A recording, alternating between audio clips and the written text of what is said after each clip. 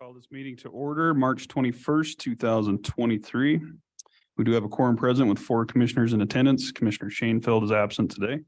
Please stand and join us for the Pledge of Allegiance. Pledge of allegiance to the flag.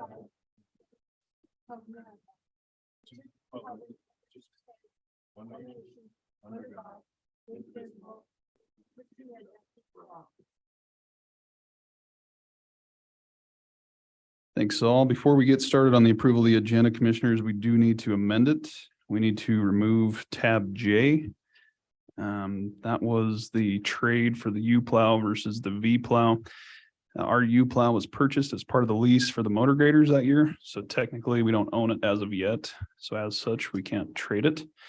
So we need to remove tab J. And then it was brought to my attention this morning that the Sheriff's Office K9 program has received grant funding from Rock Mountain Power. So I'd like to insert a check presentation between tabs E and F just before our break there to accept that for Mr. Ron Wild. That'll be after the transmission line project. So with those changes, I would entertain a motion to approve the agenda as amended. Mr. Chairman, Commissioner Richards. I'd like to make a motion to approve the agenda as amended. Got a motion by Commissioner Richards. Do we have a second? Second. Second by Commissioner Slaughter. Any further questions? Hearing none, all those in favor signify by saying aye. Aye. Opposed, nay.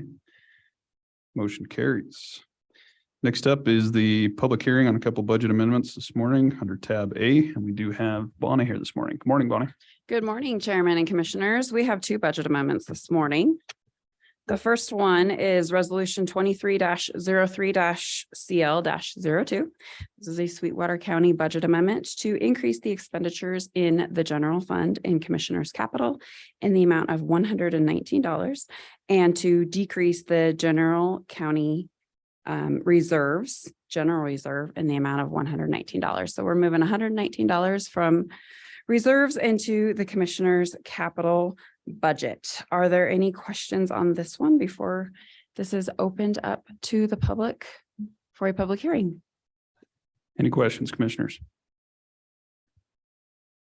If not, we'll now open the public hearing for Resolution 2303-CL-02, a budget amendment for the commissioner's budget. Is there anyone here in the public or online that would like to speak to this resolution?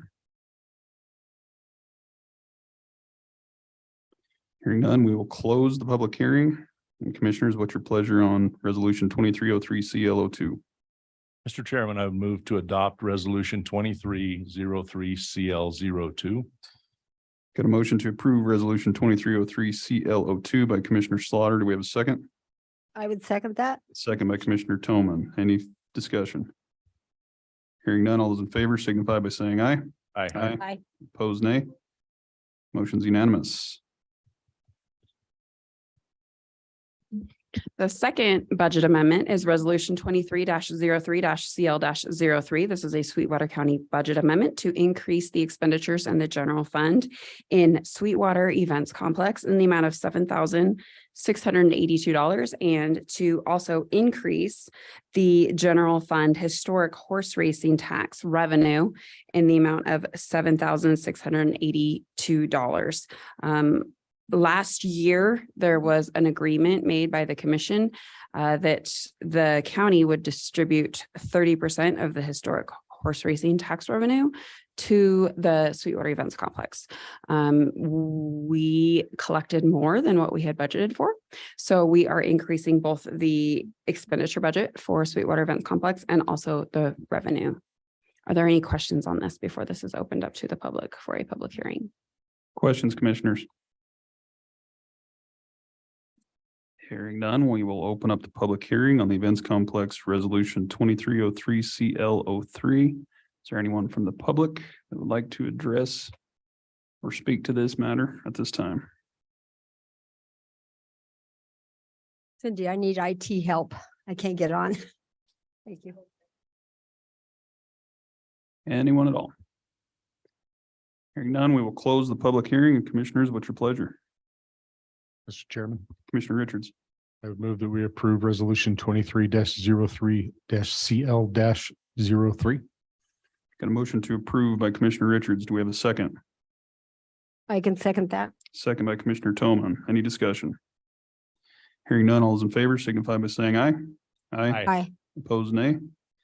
Motion's unanimous. Thanks, Bonnie. Appreciate it. Next up in the agenda is county resident comments and concerns. This time, it would be appropriate for anyone in the general public or audience that would like to address the governing body on any issue whatsoever. Now is your time.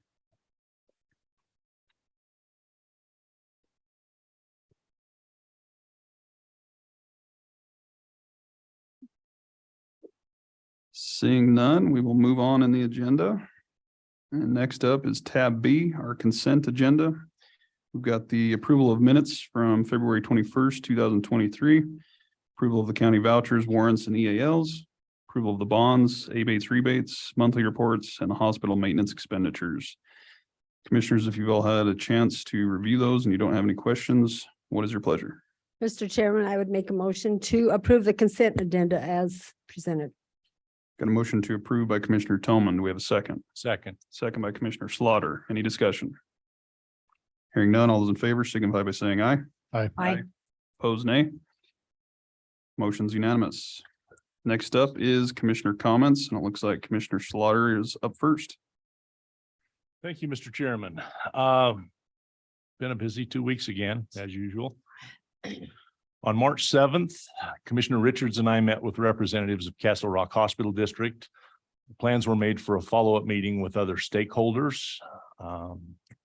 That was something that we have followed through with. I spoke with those stakeholders yesterday, and we will be trying to set up a meeting for April 12th with Castle Rock and the other parties involved. On the 8th, Commissioner Richards and I, along with Deputy Attorney John DeLeon, Public Works Director Legursky, met with concerned residents to establish a plan for overnight use of Pioneer Trails Park. We have developed a resolution that we will present after fulfilling notice requirements of the Administrative Procedures Act if the board approves, and we will present the request to advertise later today. On the 9th, I attended the State of the City address in Rock Springs, sponsored by the Rock Springs Chamber. A very nice lunch was hosted at the atrium at Western Wyoming College. Mayor Mickelson did a great job, assisted by Rock Springs Council President Rob Zotti. Later that day, I met with Mayor Mickelson at his office to discuss another issue. On the 13th, we held a workshop with the County Events Complex Board. It was a good chance to discuss future plans for the complex and gave both boards the ability to offer suggestions. I thought it was a great chance to enhance communication and transparency between our boards, and hope that we will see that with other agencies in the county in the near future. On the 16th, I attended a coalition of local governments meeting in Lyman. It was my first meeting with this group and was a great learning experience. Several topics were discussed in depth, and several actions that we need to address as a commission were suggested. That night, I attended the public panel discussion of our legislative delegation sponsored by the Rock Springs Chamber. Each of our legislative delegates gave a report on their actions during the legislative session, and public questions and answers followed. On the 20th, I met with Public Works Director Legursky to discuss the issues he will be presenting later this morning, along with other things that are going on in his departments.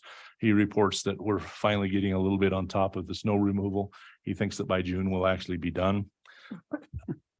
Later this afternoon, I'll meet with Memorial Hospital Building and Grounds Committee, and that would conclude my report for this morning. So I would stand for any questions if there are any, Mr. Chairman. Questions, commissioners? Thanks, Commissioner Slaughter. Busy couple weeks for you. Looks like I'm up next, and I too attended Mayor Mickelson's State of the City address on the 9th and appreciated his notion to collaborate and grow our partnerships, more kind of as a regional approach to move the cities and county forward. On that note, I've also been in discussions with both Mayor Mickelson and Mayor Rust about opening up our lines of communication to work together on matters that affect us all, whether that's flooding or storms, budgets, or otherwise. That just happened to coincide with us all setting a meeting together to discuss the District Board of Health and the funding requests that I mentioned during my comments at our last meeting there. I spent a few long hours last week meeting with the Board of Health Director Kim Lineberger, Treasurer Cowan, and Deputy County Attorney DeLeon for further clarification, and understanding of the agreement that was released and approved last year between the commission and the Board of Health. Within that agreement and per state statute, it requires that the county treasurer shall serve as treasurer of the district department, and that his official bond as county treasurer extend and cover duties as treasurer of that department. So there's been some confusion on that in the past, and it hasn't been always followed, so to speak. So I think everyone is on board now. I appreciate Mark and John for stepping up to help with some of that clarification. We'll continue to chip away at that one. The Wyoming County Commissioners Association sent over a survey on behalf of the governor's office and attempts to better help the governor understand the scope of the issues during the winter storms that we faced and where potential aid might be needed most. I reached out to Gene and Sheriff Grossnickel for some assistance, particular to their departments and the effects that they had, and appreciate their feedback and assistance, which also includes Under Sheriff Tomich as well. I submitted that survey on our behalf. I'm happy to share it with you all, but my interpretation of it is that nothing will likely come of it other than some feel-good sharing of information. And lastly, since Commissioner Shanefeld's gone today, I just wanted to share with you all that all of the participating and sponsored entities have signed the Specific Purpose Tax Joint Powers Board Agreement, and it has been sent off to the Attorney General's office for final signature. It was originally pre-approved by the AG, but their office won't offer signature until all the participating parties have signed it. So once we have that back, Commissioner Shanefeld will be busy organizing the next step forwards and keeping us apprised along the way, I trust. With that, that completes my report, and I too would be happy to answer any questions. Mr. Chairman, just a quick question on that last bit of information. Once that board is seated, isn't it, don't we have 5 days with which to actually select a member to represent the commission on that? Yeah, so after the AG's office signs it, you have 5 days, each of those participating entities, and we've selected Commissioner Shanefeld. So on our part, we're good, but as far as the others, I'm not sure if they've done that yet, but I mean, we'll make sure Lauren follows up with that. Okay, thank you. Any other questions, commissioners? If not, Commissioner Richards, you're up next. Thank you, Chairman, fellow commissioners. Following our meeting on March 7th, Commissioner Slaughter and I met with Bailey Doctor from Castle Rock to open lines of communication and discuss some concerns we had with ambulance service in rural parts of the county. I look forward to continuing those discussions with them and finding long-term solutions. On March 8th, I attended a workshop with the Planning and Zoning Commission where they started the arduous process of going through their bylaws line by line and updating them. It's a decade or three since that had been done, and they'd gotten seriously out of date. They didn't have any hearings this month, but it looks like they will have a busy April, which will translate to us having a busy second meeting ourselves in April. Also on March 8th, Commissioner Slaughter and I met with stakeholders concerning the resolution that Commissioner Slaughter and I have been working on, along with staff, to allow limited overnight camping at Pioneer Trails Park. We had great discussions, and I think we found a good compromise. Mr. Ligursky and Mr. De Leon will be presenting that resolution later in today's meeting, and I'm looking forward to the discussion. On March 9th, I attended the Rock Springs Chamber of Commerce's luncheon at the college, where Mayor Mickelson and Council President Zotti presented their State of the City address. On March 13th, I attended a workshop with all of you and the Fair Board to discuss priorities and strategic planning, and I think we can all agree that it was a very productive meeting. I'm extremely happy that we have wide open lines of communication with them and had the opportunity to work together with them to make long-term plans. Sadly, my wife's grandmother passed away, so I was out of state for the rest of the week, making me unable to attend the Sweetwater County Outdoor Recreation Coalition meeting that was planned for March 14th, or the legislative panel that the Rock Springs Chamber hosted on the 16th. I made it back, and yesterday I attended the Combined Communications Board meeting, where we said our thank yous and goodbyes to Green River Police Chief and Board Chairman Tom Jarvie. The board elected Sheriff Grossnickel to replace Chief Jarvie as chairman and elected Rock Springs Police Chief Ersbaumer as vice chairman. At my request, their executive director, Rick Hawkins, met with our grants manager to see if there's any opportunity for them to take advantage of any additional ARPA monies that may become available. And I believe that was very productive. So thank you, Christina. The board considered the resolution that I told all of you about that would have requested a change to the funding formula. The contributing agencies provided. I gave some input and recommended that they don't involve themselves in that political discussion. And they agreed to table that resolution at least until the next meeting so that members could consult with their elected bodies. I'll keep you all apprised of how that progresses. I'm confident that I'm building good lines of communication with that board and hope to keep those lines growing. I also attended the library board meeting last night. They had some preliminary discussions about their budget, which they plan to finalize at their next meeting. They are looking at an increase in their request of about 12%. That includes cost of living increases for their staff, general cost increases, converting 1 or 2 part-timers to full-timer, and including some capital needs. Usage is down slightly for them for February because of the weather, but overall, they are still trending upwards. Bit of news, National Library Week will be April 23rd to 29th, and Director Travis will probably come visit with us prior to that for a declaration. One other piece of interesting note, they during the storms, Wamsutter City Council did a great job plowing the roads, but they stored the snow that they plowed in the library's parking lot, which shut the library down for the day. And they were unable to get to the library to open it, to park their cars. And their contractor that handles their snow was actually unable to even attempt to move the snow out of their parking lot. So she's going to be talking with the Wamsutter City Council, trying to find maybe a better plan in the future than them just dumping all the snow on the library. Pictures showed the library gone behind the piles of snow, but we all kind of dealt with that. Our reports from Public Works and what it cost to deal with that, the 2 previous snowstorms this year and the effects it had in our budget are pretty shocking. My next couple of weeks should be generally quiet. I have a meeting with Airport Director Devin Brubaker on the 27th for a tour of the airport and an update on their activities. And on the 28th, I'll be attending the next meeting of the Fair Board. And really, that's all I have for you today, Mr. Chairman. I'm happy to stand for any questions. Any questions, commissioners? Condolences to your wife and family, Commissioner. I do have one comment on the resolution for the Joint Powers Combined Communication you mentioned. I guess I'm just confused why they would even think it's necessary that they have a resolution on that. And that's the topic I brought up with them. As I said, I encouraged them to stay out of the political arena. I told them that our chairman was in contact with the mayors of the 2 partnering agencies and that they were discussing this, and them getting involved didn't add any positive benefit to the discussion unless they were asked for specific information. What they really relayed to me is that the Board of County Commissioners 18 months ago asked them for information on their distribution of calls and to make a recommendation. Clearly that was done last year. A contract negotiation took place and the commission turned it down.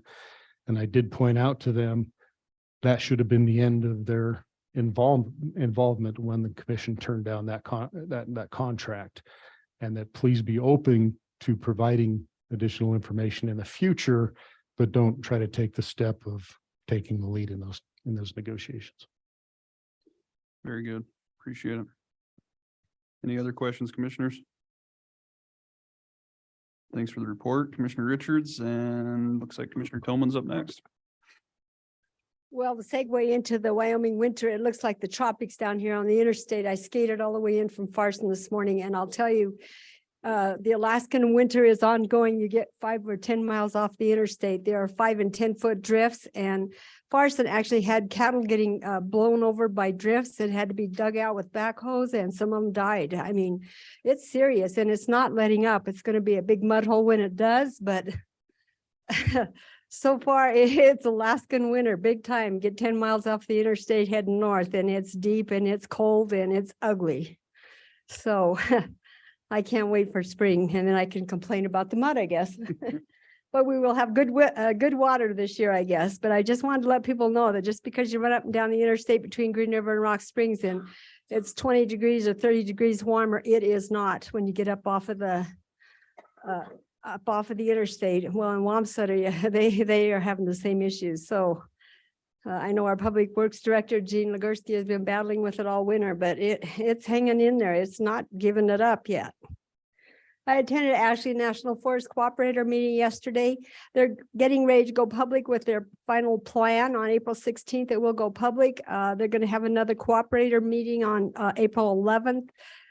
They're not going to be taking any more comments from us as pre-decisional cooperators, but we still can weigh in with our concerns. And then during the public process of commenting, we can comment again. We have been commenting ongoing comments about the plan and also on the Flaming Gorge National Recreation Area Plan. I attended the airport board meeting. Devin Brubaker is going to come and give the commissioners an update in April, and I did send the last packet to all the board members so you kind of have a feel for what's happening. They're continuing to seek funds. They approved a master plan contract to do their master planning for the entire airport. And so that will be good. I will leave the rest to Devin to give you updates as far as the construction of the new terminal. That is an ongoing process. I attended the events complex workshop, thought it was a great interaction and a great opportunity to share our ideas and get on board with the same priorities of getting a separate water line out there, a new indoor arena, and renovations on the existing one. I attended the Wyoming County Commission Association monthly call where they gave legislative updates and reported on our local government distributions. Sweetwater County will receive, their cities and counties, and the county will receive $1.15 million through House Bill 0185, local government distributions. See. I will attend the Young at Heart board meeting next Tuesday. Suzette Williams reached out to me and we visited about my role as a liaison. And so I will be attending that meeting. I also was working to try to find a funding fiduciary type of agreement for the Wyoming Landscape Conservation Initiative. I've been meeting with Christina. Wyoming Landscape Conservation Initiative turned back $1.7 million that should have been put into projects in Southwest Wyoming because of COVID. They didn't feel there was enough staff to implement the project, so they turned the funding back. So I do not want to see that happen again. So if we can figure out some way of being able to hold that funding, and I'm sure we'll be back to the commission if it becomes a possibility. I'm not sure about that. Just wanted to give an update on that because we do have a lot of projects in Southwest Wyoming. We've been working for almost 20 years to put on the ground projects for habitat improvements. And I've been on that executive board since day one, and I'm also alternate on that executive committee right now. They will be having local project meetings in Green River at 9 o'clock at the Game and Fish Building on Friday. So local proponents of projects can bring their projects to see if they can get prioritized in funding. And then there will be another meeting in Kemmer on Thursday. So they have regional local work group meetings to solicit projects and help seek funding for those projects. And just in conclusion, I want to make special thanks to Trina Britton, who covered the Rock Spring through the Rocket, covered the snow emergency. I thought she did a great professional job, along with our chairman, who did a great job of responding to that emergency. I know we talked about it last time, but I just wanted to reach out and say thanks for some great reporting to Trina, and also to Hannah Romero of the Green River Star for reporting on our fire suppression account involvement. And I also received a phone call from a new resident from Arizona,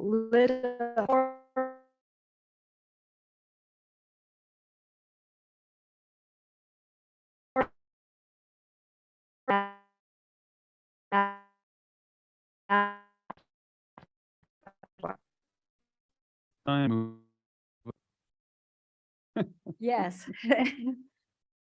Thanks for the report, Commissioner. Any questions for Commissioner Tillman? All right. Nice work, commissioners. That moves us along to the action and presentation items. Tab C, we do have resolution 2303 CC 05. The Sweetwater County, the Sweetwater County Commissioners meeting in July, from July 4th to July 5th. We talked about this at the last meeting, but Clerk Lane is here to make it official. Good morning, Chairman, Commissioners. Today before you is resolution 23-03-CC-05, the resolution to move the Sweetwater County Commissioners' first meeting in July to, was it July 5th? Due to the 4th of July holiday. Any questions on that? I think it's pretty straightforward, commissioners. If not, what is your pleasure? Mr. Chairman, Commissioner Richards. I move we adopt resolution 23-03-CC-05. And a motion to approve by Commissioner Richards. Do we have a second? I was, Second. oh, Rob, go ahead. Second by Commissioner Slaughter. Any discussion? All those in favor signify by saying aye. Aye. Opposed, nay. Motion's unanimous. Tab D is filing of the positions and salaries from agencies receiving county funding. Okay, good morning once again. Pursuant to Wyoming State Statute 183516E, any nonprofit corporation which receives at least 25% of its total annual budget from county funds, state funds, or both in combination shall annually submit a list of all full-time positions employed by the corporation and the wages and salaries paid each position without the name of the employee to the commission, board, council, or agency from which the funds are received. So you should have in your packet the list of agencies that receive this type of funding. And then to also note, all salaries are listed as gross monthly salaries or actual monthly wages, not including any fringe benefits such as health insurance costs, life insurance benefits, and pension plans. Salaries or wages do not include any overtime the employee may earn, which would be paid by Sweetwater County. Thanks. Any questions on the filing of the positions and salaries, commissioners? Hearing none, what's your pleasure? What type of motion do we need? Just to approve the filing? I would Yes. make the motion to approve the filing of the positions and salaries from agencies receiving county funding. Do you have a motion to approve by Commissioner Toman? Do we have a second? Second. Second by Commissioner Richards. Any discussion? Hearing none, all those in favor signify by saying aye. Aye. Opposed, nay. Motion's unanimous. Okay, we'll Thanks, get that Cindy. published. Thank you. Appreciate it. Next up, commissioners, is tab E. We've got the Gateway D 2.2 proposed transmission line. And we've got Brian Taylor, project manager for Pacific Corp here with us this morning. We're a little early. You good with that? I'm good with that. We have some handouts that are coming that aren't here yet. If you guys are good without the handouts, we can get them to you after all is said and done, but I'm fine moving on if you're Okay, sounds good. Morning, Brian.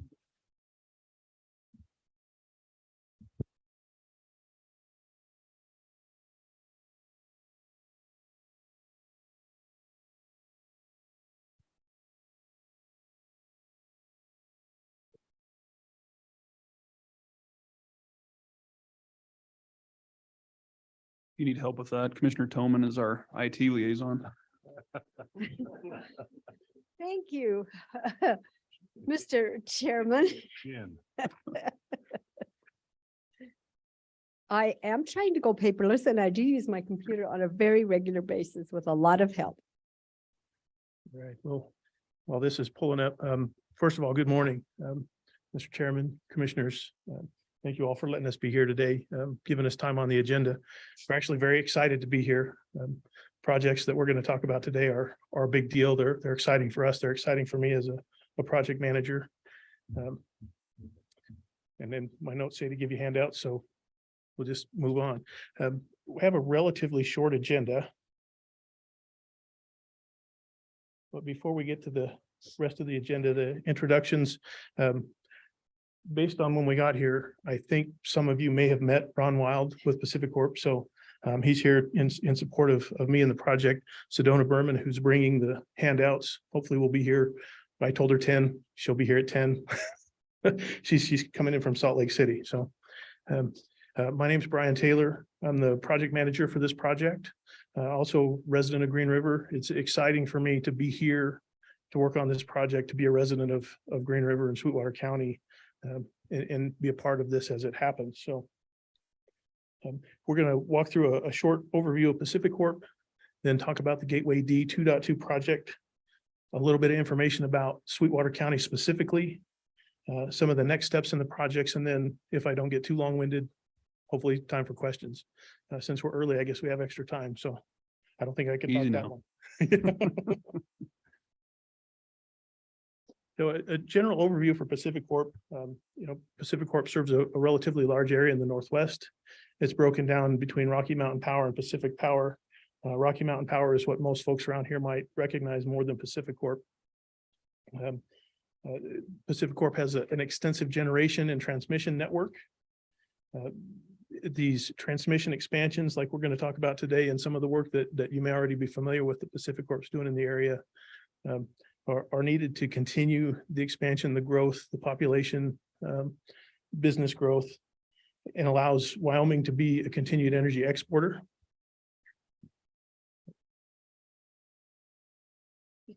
Nope. Okay. Oh, there you go. Thank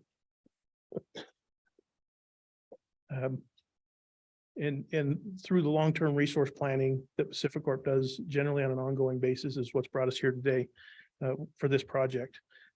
Pacific Corp's obligated as a regulated utility to provide increased capacity as needed, to provide safe, reliable electricity to its customers, address constraints in the system, provide electricity to the wholesale market if that electricity is in excess or needed to provide benefits to the overall system. And through the planning that we just talked about just for a second there, they've realized that there's a need for these expansions. The last major expansion was more than 30 years ago. So a lot has changed since then, and that's why we're here today.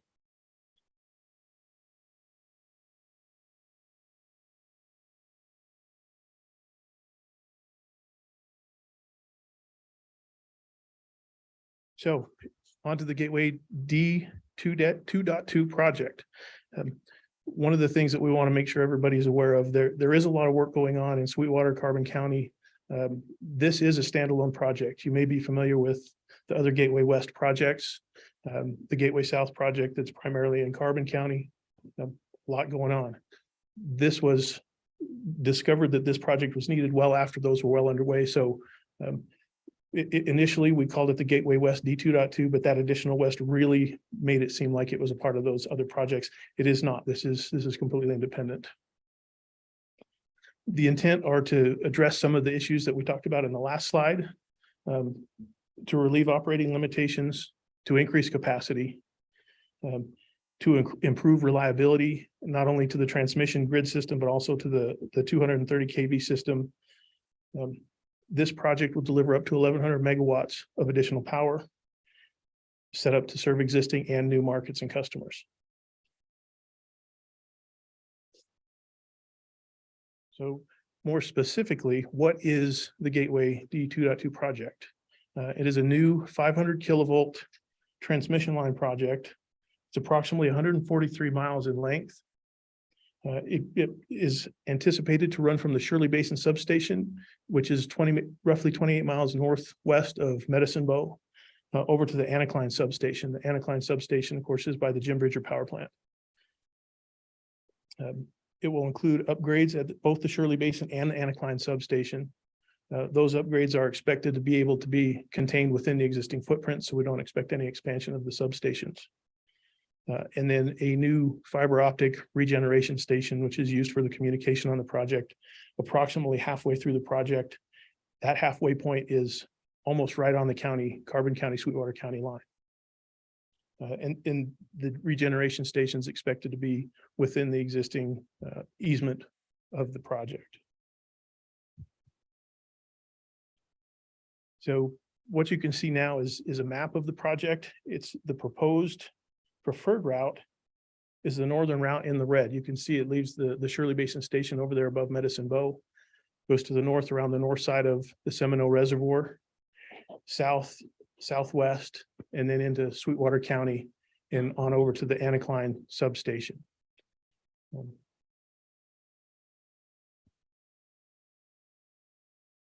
next slide will have a little more specific. Let me, before I go to the next slide, some of the other options, just as a point of interest, is these darker gray lines are actually proposed alternates. They're options that we looked at. We've studied quite a few different alternatives to get where we need to be.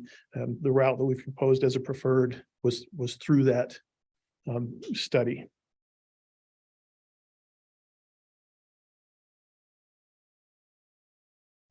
A little more specific to Sweetwater County. Approximately 69 miles of the project in Sweetwater County. Really, it's through the checkerboard area, so it's roughly half BLM, half private. A little bit more on private. But you can see the proposed route coming down through the checkerboard.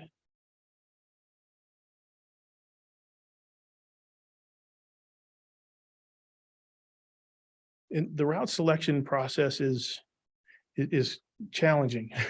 It's, a route selection for a project such as this is always going to be difficult no matter where you go and what you do. So the process that we've gone through to develop this route, we've taken a bunch of different GIS layers and information from different agencies, different folks. We've analyzed over 100 different criteria, both environmental, social, engineering, topographical, a variety of different aspects. And that's what we've done to help establish this route. From a company standpoint, overall grid safety is of concern. So this route helps establish a reliability and safety aspect. It does provide more consistent and reliable flow by not being next to some of the other projects that we've talked about.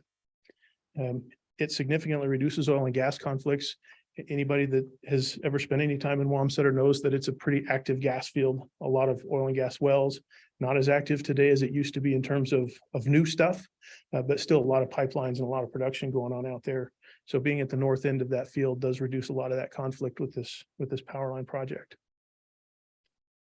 Staying to the north avoids conflicts with the existing projects and existing power lines, and avoids some congested areas along the southern alternative route as well.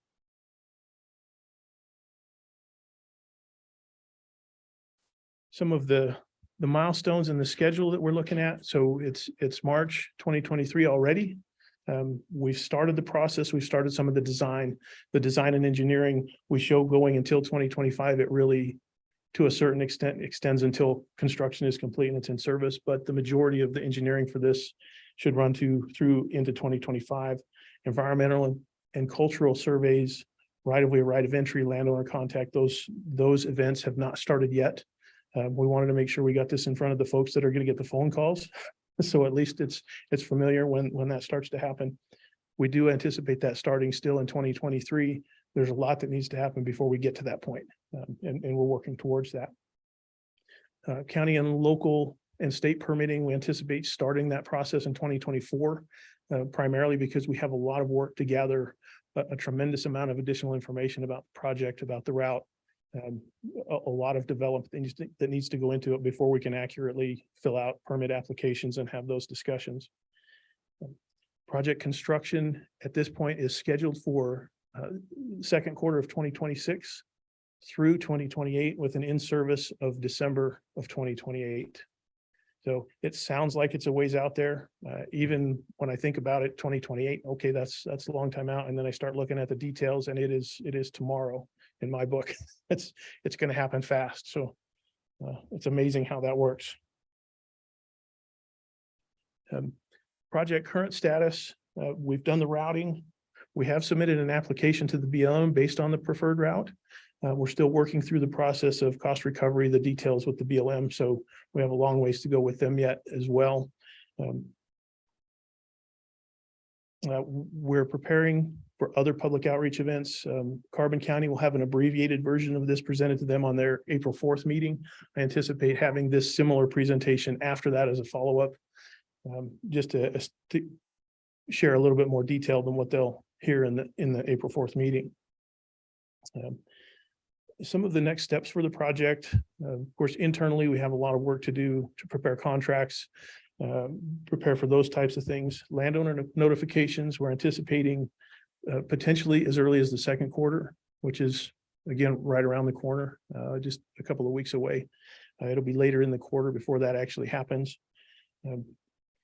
That will allow surveyors and environmental studies and those types of events to take place once we get landowner approval. Other agency outreach, whether it's governor's office, city governments, will establish those timelines and those meeting times and make sure that everybody's aware of what's going on, take feedback, take questions, whatever that brings to the table. The NEPA, the Environmental Protection Analysis, Environmental Policy Act, will be directed by the BLM. The Rollins BLM office is the lead agency for the project from a federal standpoint. And also through all of that will require the natural resource and cultural resource studies, engineering studies, a tremendous amount of work. State and county permitting, I think I noted in our schedule, we'll be looking at that mid 2024 before we start that process.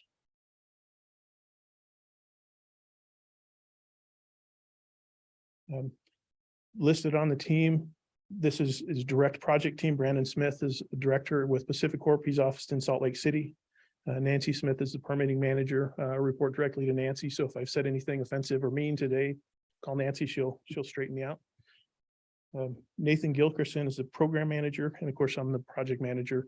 And always, as you know, Ron is a great resource and a great contact if anything's needed. And I'm sure he'll get in touch with us if anything comes up.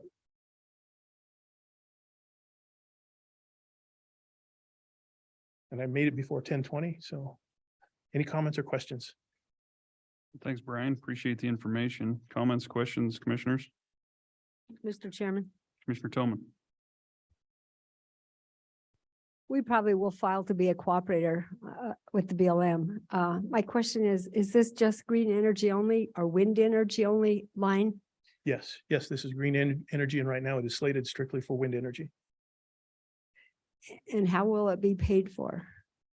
Is that, it's not going to be in our 21.6 rate increase, I understand, but I still am curious, how is it going to be paid for? Right, I don't have an answer to that question, but I will take that back and I will get an answer to you specifically.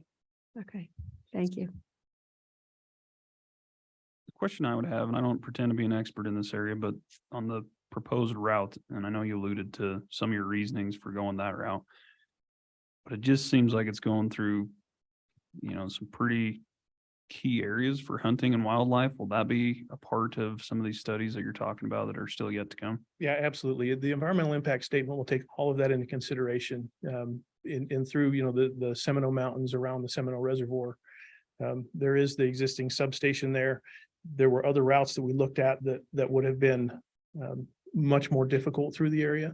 So we will try and place it. There will be some micrositing that'll take place that are going to place it in the best place we can get it. But all of the studies, all the wildlife, sage grouse, of course, in Wyoming is a major consideration. So there will be sage grouse studies. All of the threatened and endangered species studies will all be done. Deer and elk will have restrictions that will be associated with when and what we can do. So absolutely. And I think I saw somewhere where you were talking about impact assistance, industrial siting. There it is. Okay. So that's Q3 of 24 you guys are anticipating. Any other questions, commissioners? Mr. Chairman, Brian, this is an odd question because it really doesn't pertain to us a lot, but it will help me understand something a little bit. In your steps, when you start working with landowners with respect to this, and it looks like you're going to start that right away, how do those discussions with the landowners typically go and what takes place in those discussions? Boy. So it's the landowners themselves. So a lot of the folks that we're going to deal with are familiar with these other projects. They've been contacted. They've been involved in the Gateway South, Gateway West program. We'll essentially introduce them to the project, really very similar to what we're talking about today. This is what our intentions are. This is where we plan to go. We'll ask for survey permission so we can come in and specifically locate where we need structures, where we need facilities to go. It takes the right person to be a land rep. The company Pacific Corp does take into consideration landowner needs when we start talking about these projects. In every project, every landowner is a different discussion. So there's no single answer. That was kind of my thought, was it would be a very interesting process, I think. It is challenges, as every project will, but we'll work through those challenges. Thank you. Mr. Chairman, Commissioner Richards. Brian, during your project construction phase, late 2026 through 2028, what kind of workforce do you expect to be passing through Sweetwater County and working here? I will have to get back to you, Commissioner, on the answer to that question. It'll be a reasonably significant workforce, but it will vary depending on the time of year. We anticipate having some construction constraints, wildlife constraints, weather constraints. We're struggling right now with some of the other projects because of this winter and how it's been working. But it'll be a different levels at different times of year. It will be a fairly significant group. A lot of that also is going to come from the engineering that still has to be done to determine what needs to be done, where it needs to go, the number of structures. So I can't give you a specific answer, but I can get a more detailed answer to you with a little bit of information that I can get from Pacific Corp. Okay, one last question for me. I got to know, where does D 2.2 come from? So the original Gateway West project that runs from Aolis to Jim Bridger was the D2. Okay. And somebody just wasn't feeling creative that day. So and actually, it's a good question because that promotes the confusion about whether or not this is related to the other projects. And so originally it was Gateway West D 2.2. We've taken the West out of it to try and at least differentiate a little bit. It is still part of, Gateway is still a term used just because of where it goes and where it originates. It's just in relation to where it's going from to and the other projects in the area. Yeah, kind of a phase 2 sort of. Right. Any other questions, commissioners? One more. So you're not going to be tied into the coal plant. So it's going to be starting at Jim Bridger, but you're anticipating maybe some wind in that area then. Well, I don't know where the wind, so Right. that's a bigger question that I am privy to the answer to. So Well, they're doing Met But- towers there, so maybe we could think they're checking the area out. all right. But it's a wind only line or green energy. Is solar energy going to be tapped into that too, or? It's, that I'd have to talk to Pacific Corp about their long-term planning to give you a better answer to that. I don't know. Well, I just hope the people on the West Coast pay for the extra effort that that Rocky Mountain Power and Pacific Power is taking to take this pure line all the way to them without any our energy. Right. type. Well, we all know we have the wind to make it work. So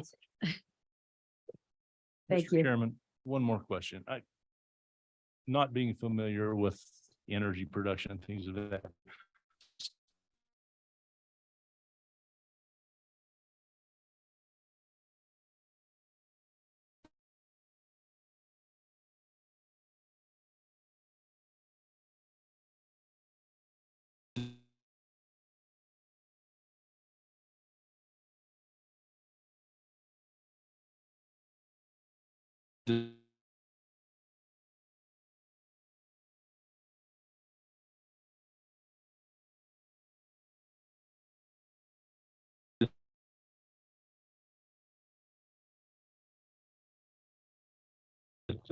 Perspective for you. Okay. The Trona industry, all of the large industrials in Sweetwater County, so Simplot, your coals and all of that, that's roughly, we'll say 300 megawatts. Okay, so what you're talking about is taking all of the large loads for Sweetwater County, multiplying them by a factor of 4 or 5, and that'll give you some sort of a visual representation that you can wrap your head around. Does that work, sir? Sure. Yeah, thank you. awesome. Thanks, Ron. Good questions. They'll help me be more prepared for the next time. Thank you. Brian, we appreciate the information and for coming to present to us and give us a heads up as to what the future holds here, and good luck. We'll be anxious to see next steps forward through the permitting process and things of that nature, but appreciate you keeping us all in the loop on this. Very very good. Thank you, Mr. Chairman, Commissioners. Thank you very much. Next up, Ron, if you're ready, this is where we had kind of inserted a check presentation. And I believe he's got more information than I do, so give us a little background on it, Ron.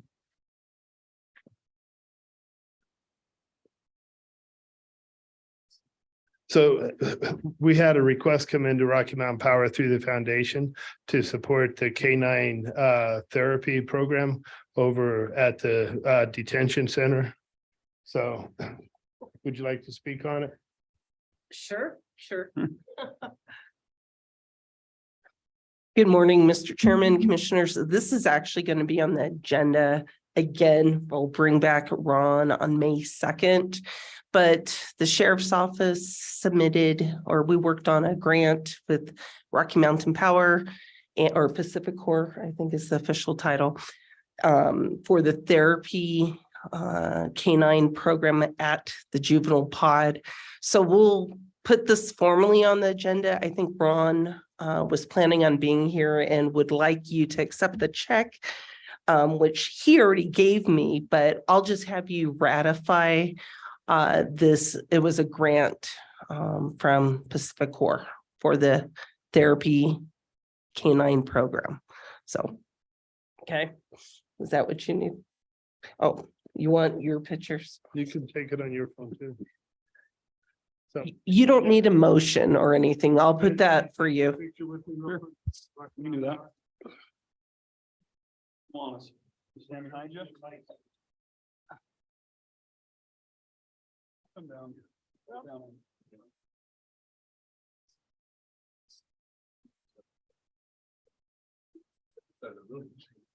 Down. That's true. So again, it'll be on the agenda with all the information. Okay. Yes, we're planning on bringing the dog. 1, 2, 3. Very nice.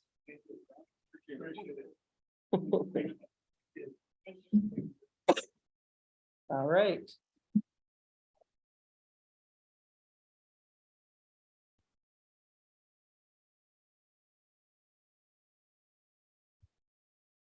All right, we are just about 30 minutes ahead of schedule. Commissioners, next on the agenda, we had a break.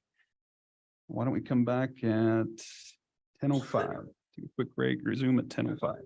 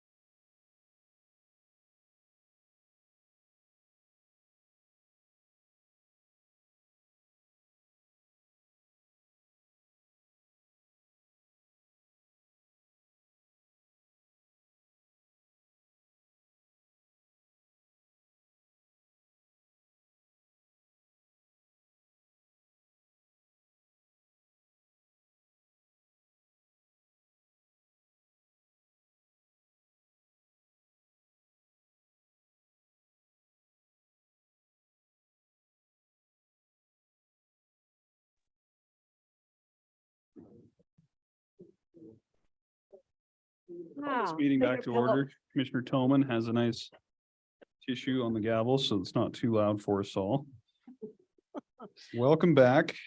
First, commissioners, before we move on to tab F, it was brought to our attention during break that we made a mistake in approving the consent agenda. If you'll notice on the approval of minutes, it lists February 21st, 2023. That should actually reach March 7th, 2023. So we do need to go back and amend that approval to reflect the proper minutes. So I would entertain a motion accordingly. Mr. Chairman, I would make a motion to amend, correct the minutes to state that they were from March 7th. Is that correct? That's correct. Thanks, Commissioner. We do have a motion to approve the amended minutes to reflect March 7th, 2023 by Commissioner Toman. Do we have a second? Second. Second by Commissioner Richards. Any further discussion? Hearing none, all those in favor signify by saying aye. Aye. Aye. Opposed, nay. Thanks all, and thanks Penny and Clerk Lane for catching that and keeping us on our toes. Next up, we do have tab F. We've got Marty Dernovich here to discuss the authorization to purchase a used vehicle with grant funds for emergency management. Morning, Marty. Morning, Commissioners. So as you see in your packet, currently in our current purchasing policy, we have no language in regards to purchasing used equipment. I will tell you, I am in the process of rewriting our entire purchasing manual. It is in dire need of updates. So instead of updating every page, I decided just to rewrite the entire manual. But with that, as you guys know, the purchasing of vehicles and the market today is just out of control and trying to get one. This particular grant for the emergency management has to be spent by September. And I don't know if that's on the 1st of September or the end of September. Christina, do you know that answer by chance? September 30th. Okay.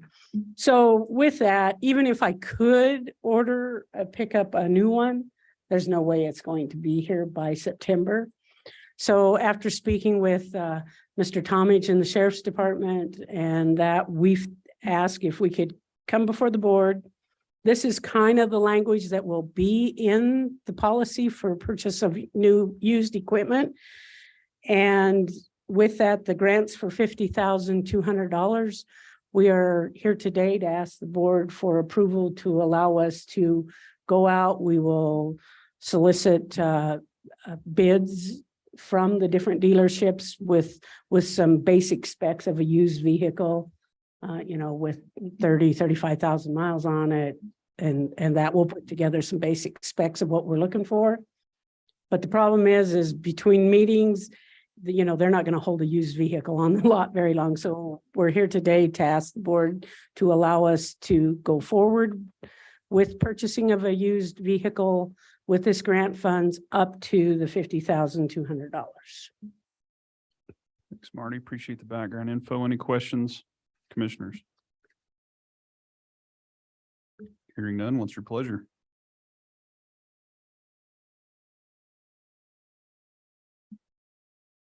Mr. Chairman, I would move to allow purchasing to go out for a bid for a UTV under the constrictions that were provided and stated by Marty Dernovich. Used vehicle rather than the UTV? Used vehicle, I'm sorry. As was stated by Ms. Dernovich. We do have a motion by Commissioner Slaughter to approve the authorization to purchase a used vehicle with grant funds for emergency management. Do we have a second? Second. Second by Commissioner Richards. Any discussion? Hearing none, all those in favor signify by saying aye. Aye. Opposed, nay. Motion's unanimous. Next up is tab G, the award of Gateway South Fire UTV for use at Wamsutter. And Ms. Dernovich, once again. So commissioners, as you know, the county fire department was awarded funding through the Gateway South impact money. And so the fire warden and that came to me and said, Marty, this is what we'd kind of like to spend the money on. We're looking at a ATV well, I don't want to call it a four-door, but a four-seater ATV. In this ATV, and it's not part of this bid pack, there will be a fire pack put in the back. That'll be around $5,000. And then we're also going to be looking at purchasing a trailer to haul that in as well. But today I have the bids. I've sat down with the fire department out at Wamsutter and with Mr. Zimmerman. We did up the specs, sent it out to bid. This particular side-by-side has, you know, all the lighting, the bumpers, the chainsaw holders, all their accessories on it. We received 3 bids, Rocky Mountain Power Sports, K-Motive, and Base Camp. Base Camp came in as the lowest. The unit itself was $30,799. The added options, which are the skid plates, the light bars, the bumpers, the winch, and all that stuff, came in at $10,461.42 for a total cost of $41,260.42. I believe the grant or the funding for this is up to $58,000. So we're here today to ask the board to approve to Base Camp. And can any of that leftover fund be used for like the fire pack or the trailer? Yes, that is what we'll use that extra for. That's good. Questions, commissioners? Pretty tight bids. It's good to see. Yeah, I was impressed with them. If there's no questions, what's your pleasure, commissioners?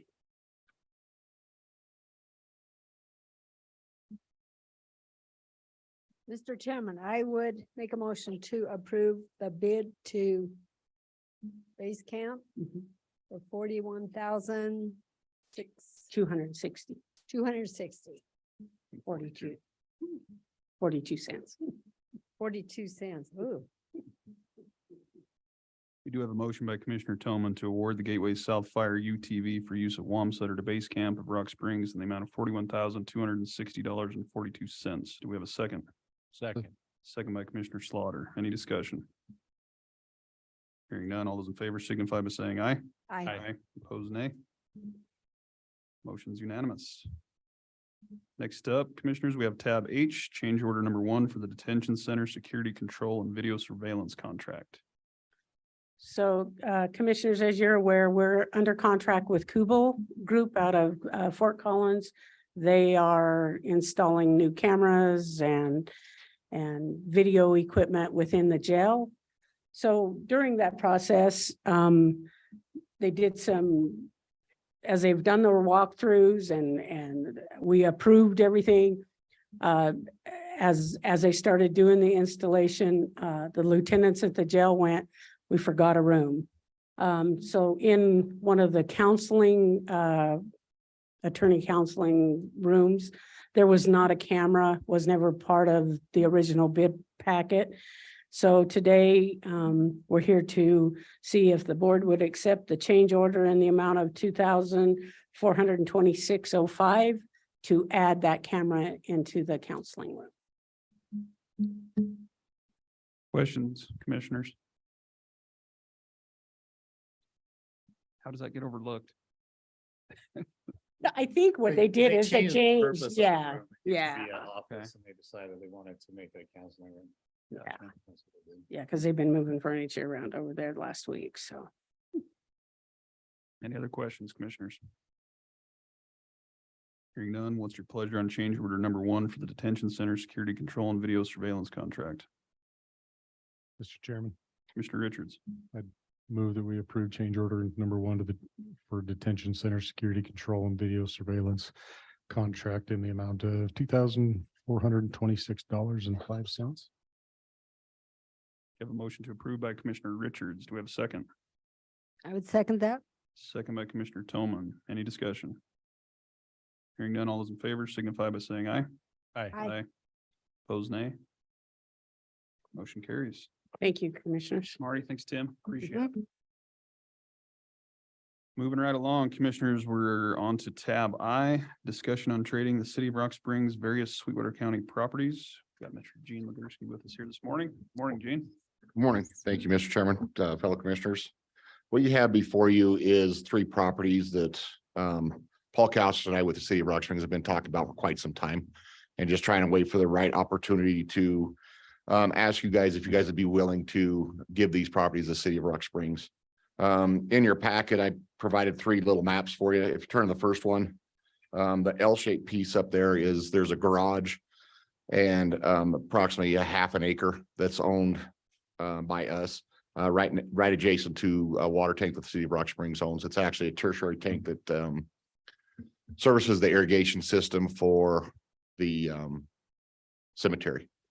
And it has a little garage on it that we don't use. We have some storage in there that we look at once a year. The city would like to own this property. They need to renovate some of the tank. It's just tight quarters up there where they have everything. It'd be a better use for them. They could actually use the garage for some of the storage for the cemetery and everything like that.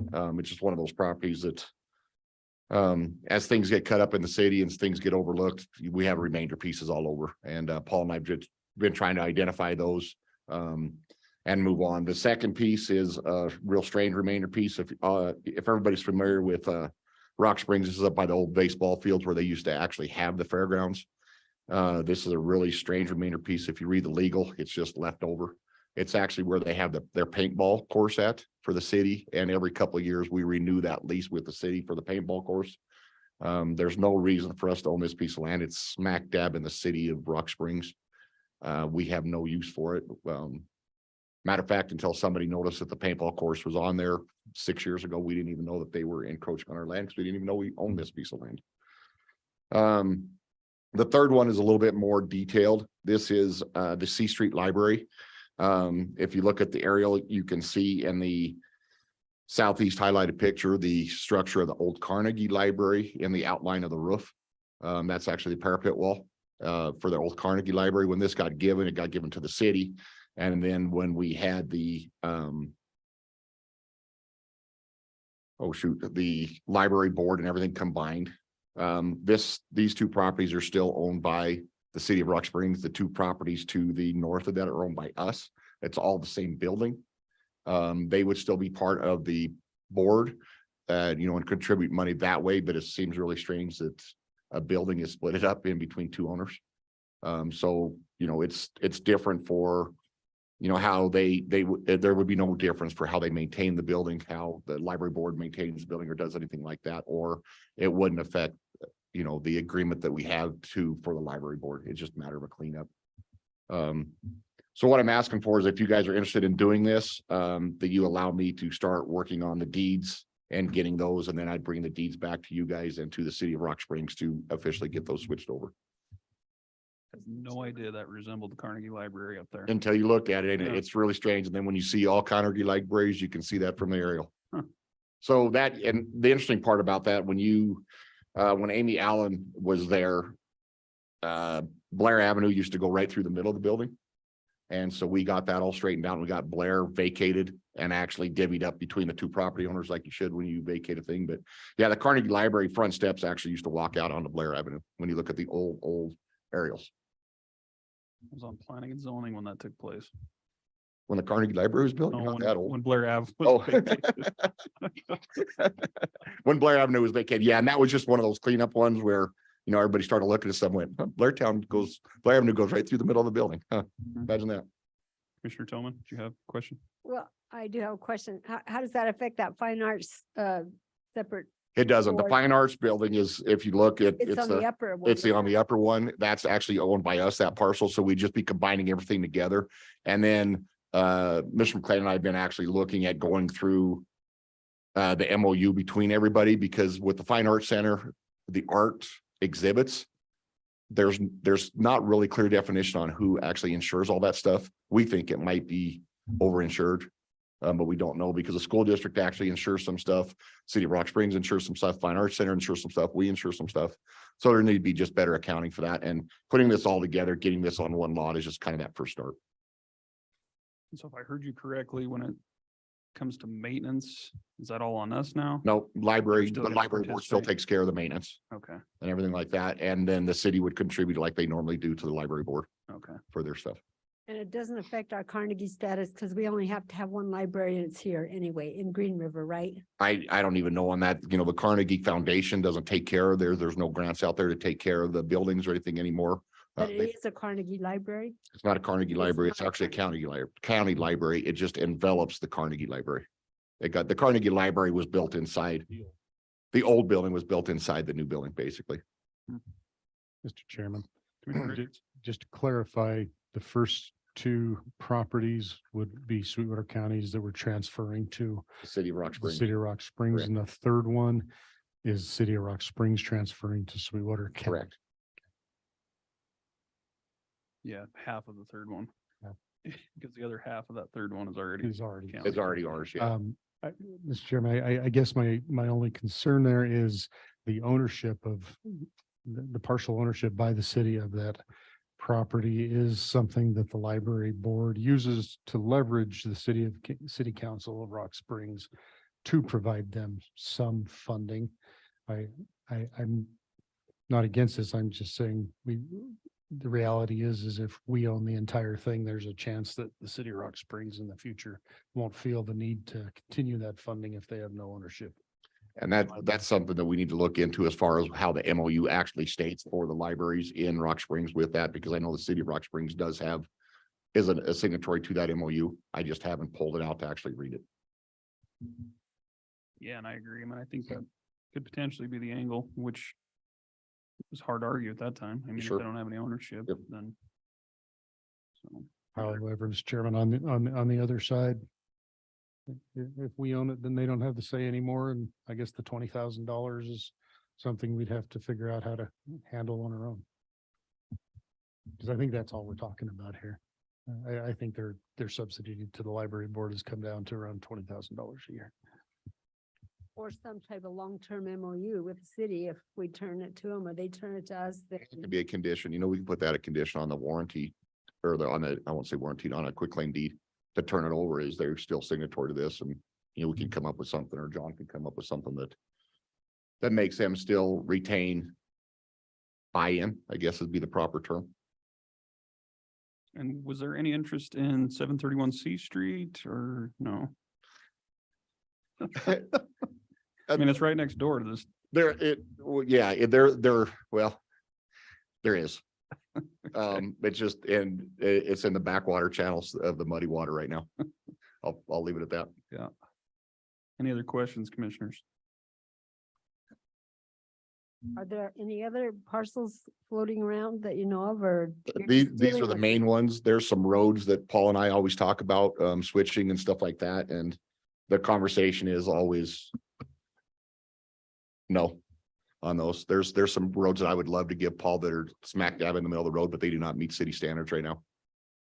So there's no reason for him to take them on and upgrade them, and some of them are, you know, you have to buy 8 or 10 properties in order to widen it out and stuff like that. It's just, they're ugly. So we'll slowly start cleaning stuff up and get stuff, you know, but it's one of those things when the, you know, cities get built out in the county, there's always stuff like this, you know. The county fairgrounds is always out there. You know, this is just a remainder piece. When you read the deed, it's 3 pages long, and this is just one of those deed portions that, you know, got accepted out of that forever. Yeah, and I always felt it was weird, even when I was on the city side, Yeah. to share a building, you know, and split it in half. It just Yeah. doesn't seem to make. a No, lot of split in sense. half, you know, the paintball course, that doesn't make any sense.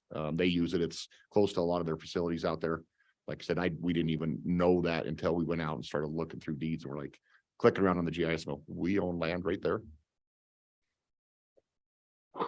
Well, I'm good with it, Gene, as far as moving forward to Okay. have those discussions. How do you all feel? Okay, and I will dig out that MOU and brief you guys on that and to make sure with the library board that everything's still kosher with that, and you guys are comfortable with that before we bring anything forward. And then in subsequent meetings, what I'll have to do is actually bring the deeds, and then you guys will get a final look at everything. So Okay. Sounds good. We'll move on. Tab J was removed, so that takes us on to, Well, could he tell us, can you say anything about tab J? yeah, tab J, Marty saved my bacon. She called me about 5:05 last night and said, hey, you can't sell that plow or trade that plow because it's still under lease. We bought that as a package deal with motor graders. So it's not technically ours yet. Yeah, but it will be. It will be. I think we got one more payment on it or two. I can't remember when it was bought, 2021. So I'll have to look at the payments. So we can do it in later years. We just can't do it right now. So up next would be tab K, discussion on starting the Wyoming Administrative Procedures Act for the attached resolution, also known as initiating park reservations. Yeah, and what this is we need, because of the fees that we actually have in it, we need to go through the Wyoming Administrative Procedures Act and start that advertisement. We sat down about it. Chairman Richards and Chairman Slaughter referenced this both in their opening comments. That everybody sat down and kind of went through everything, but because of the fees associated with it, we need to start going through that process. That is a process that you guys actually initiate. So we need to ask for permission for if you guys want to do this. And then what it will do is we collect comments and do all that stuff. And then if it turns into the public wanting this and you guys wanting this, it'll be an official resolution with a resolution number and everything. Interesting. I didn't realize it was going to take this much back work to. No, me either. Any questions or comments, commissioners? I read through it. Looks to be well prepared and put together. I didn't have any issues or concerns with it. Mr. De Leon, do you have any other comments? So the only, I guess, additional component is that there would be, this resolution was added to, the one that would be advertised would also include a maximum capacity of 100 campers. So this establishes group camping, and through the discussions with the commissioners and Mr. Legursky, the desire was to have a maximum capacity out there, which, like I said, would be 100 campers.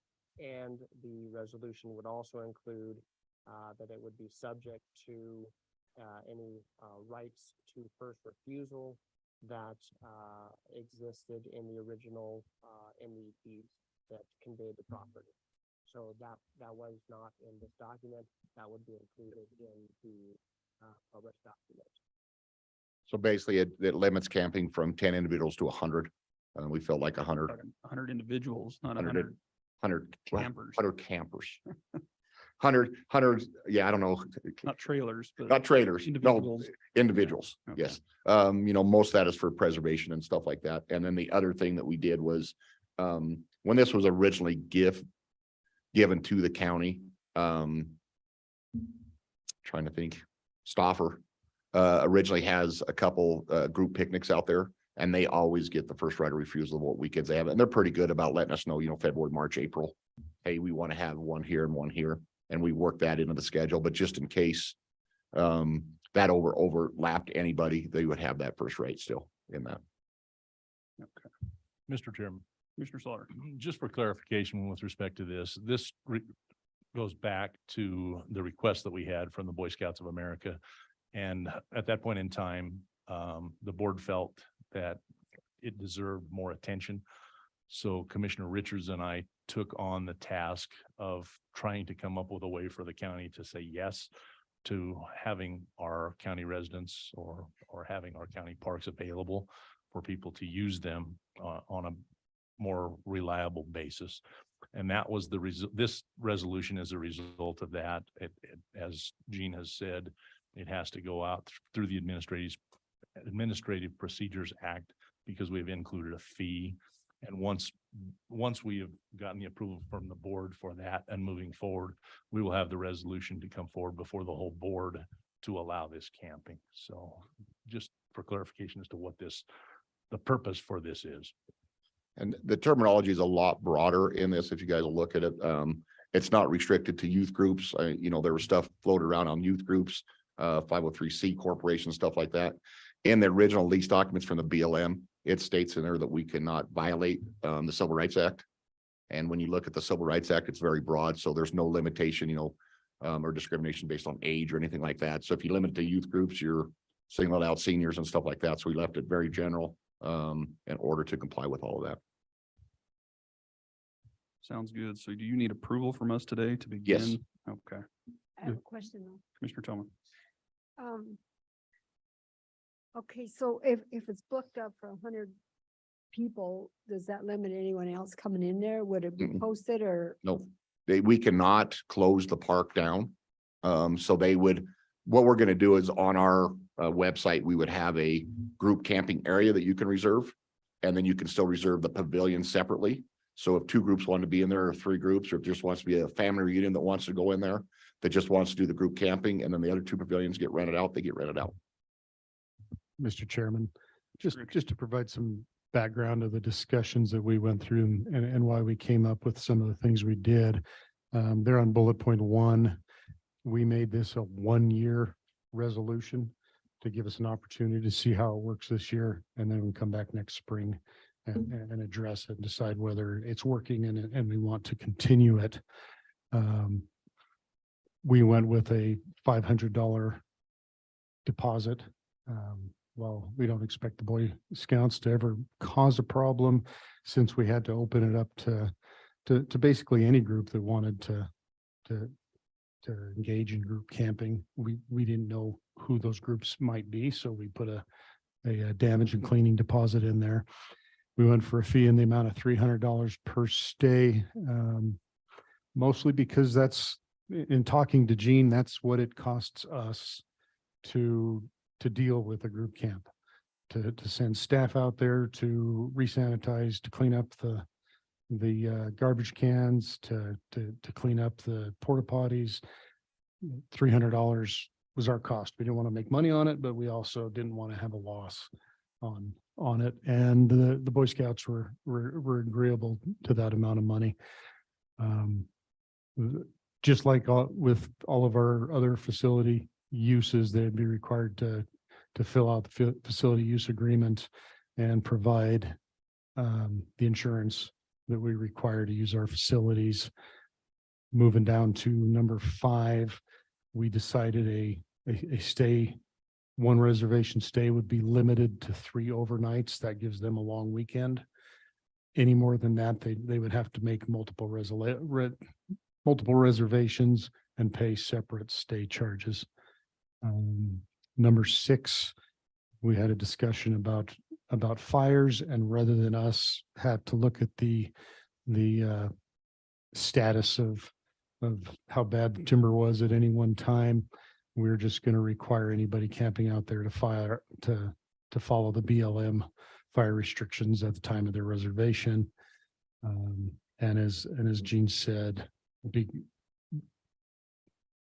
grant requires any use to follow the Civil Rights Act of 1964, which is why we couldn't put anything in there that said this is for youth groups or any particular kind of group. And we felt if we're going to do this, we should make it available to anybody in our community, whether it's a family reunion or something like that. But we also wanted to make sure that the fee was there to prevent squatting, to prevent overuse.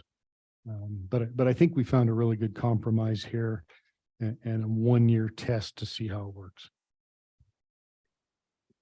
So quick question, just because it was kind of brought up earlier.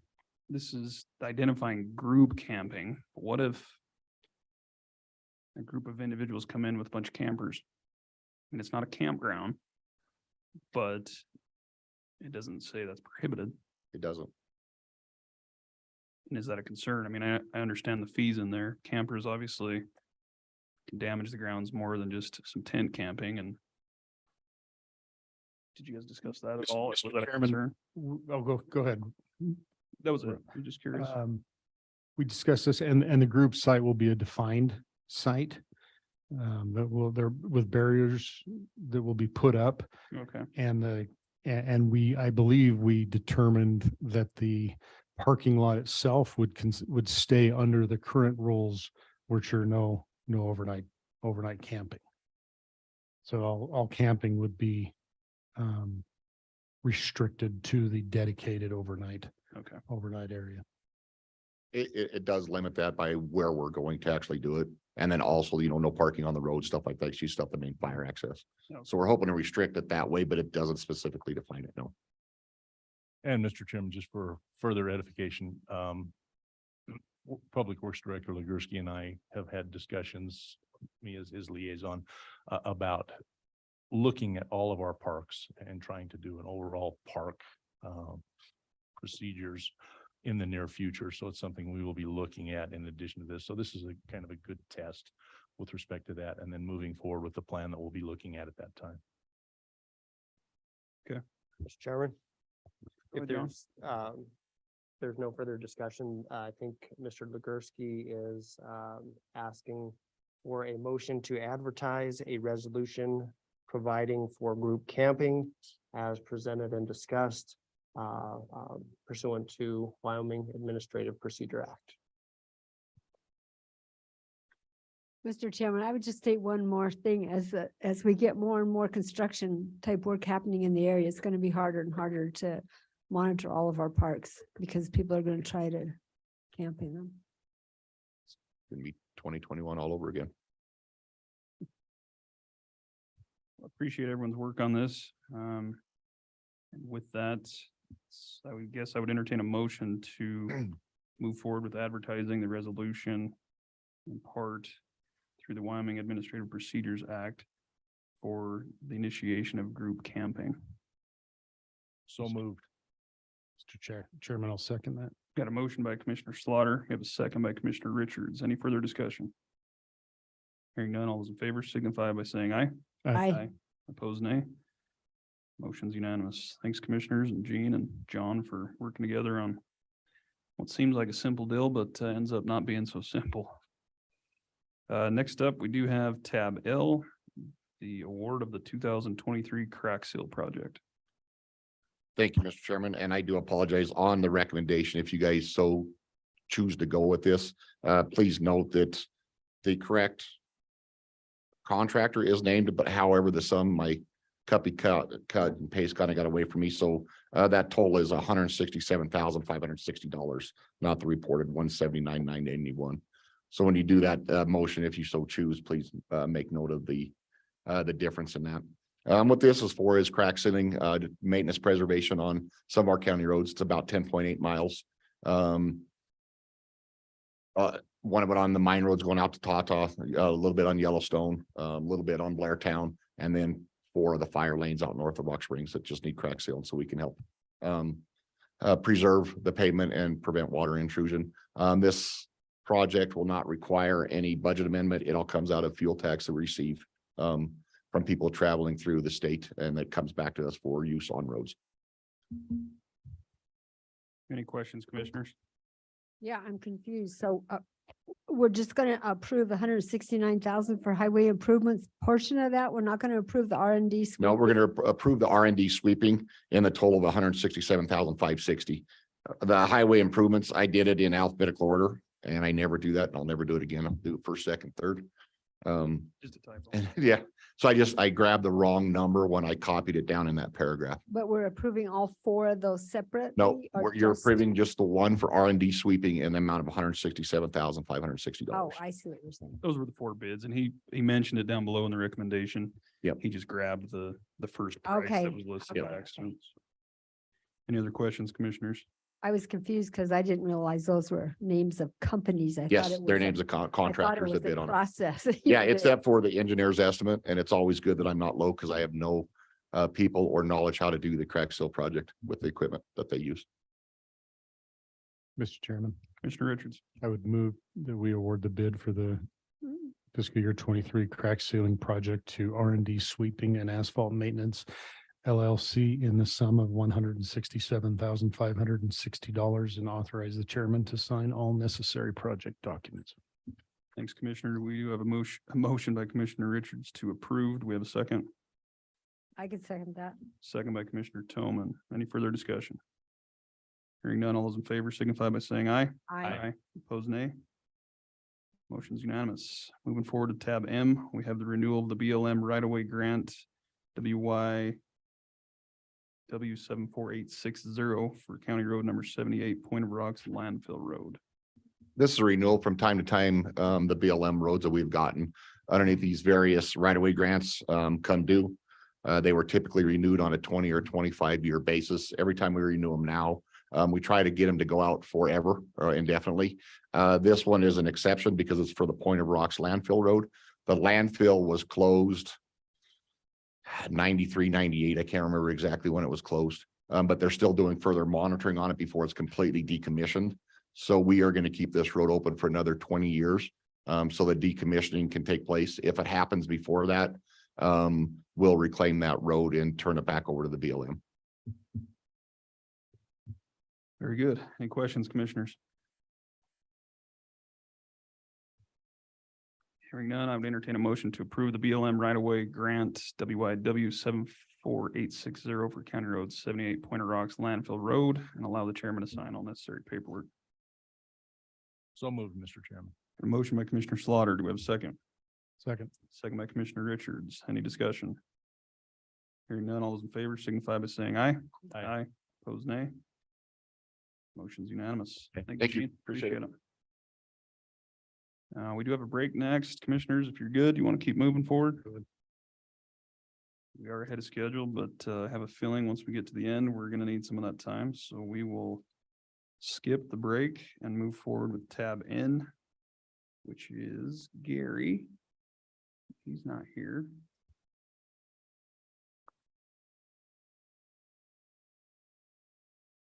Ashley, will you send him a message? And what we'll do is we'll go ahead and move forward to tab O. We've got Mr. Cowan here, Treasurer Cowan, for the review of entity MOUs. We'll have Mark go first, and then we'll go back and handle the UMR plan acceptance letter. So, morning, Mark. Good morning, Chairman. Morning, Commissioners. Gary's here. Would you want to do Gary or do you want me to go ahead? Go ahead. Go ahead. All right, fair Sorry, enough. We're plugging along this morning. Yeah, rolling along good. First time presenting for the commission. Thanks for having me this morning. Happy to give a report on what's happening in the county and kind of review some of the entity funding as you progress into this next budget season. Just a quick recap. Year to date, the county has received 29,289,000 of the 36,868,000 we were expecting, which is about 80% of what we were expecting to come in. We still have large property tax payments coming in May. And so we are forecasting that we will probably be about 27% over our budget, the budget that was allocated last year. So what that has done is that has affected some of the 4 entities that the commissioners fund. Those entities are the events complex. Last year, the events complex, the commissioners did a MOU with a specific amount. The specific amount was $2,267,335. So they have received that full amount. And in fact, we have $181,368 in overage that we are currently holding in the treasurer's office, above and beyond what was agreed to in that MOU. The other 4 entities, the Sweetwater Library, the requested appropriation was $3,048,400. Currently, they have received $3,327,985, which means that they have been overpaid by $279,585. And then we have the museum. They requested $361,210.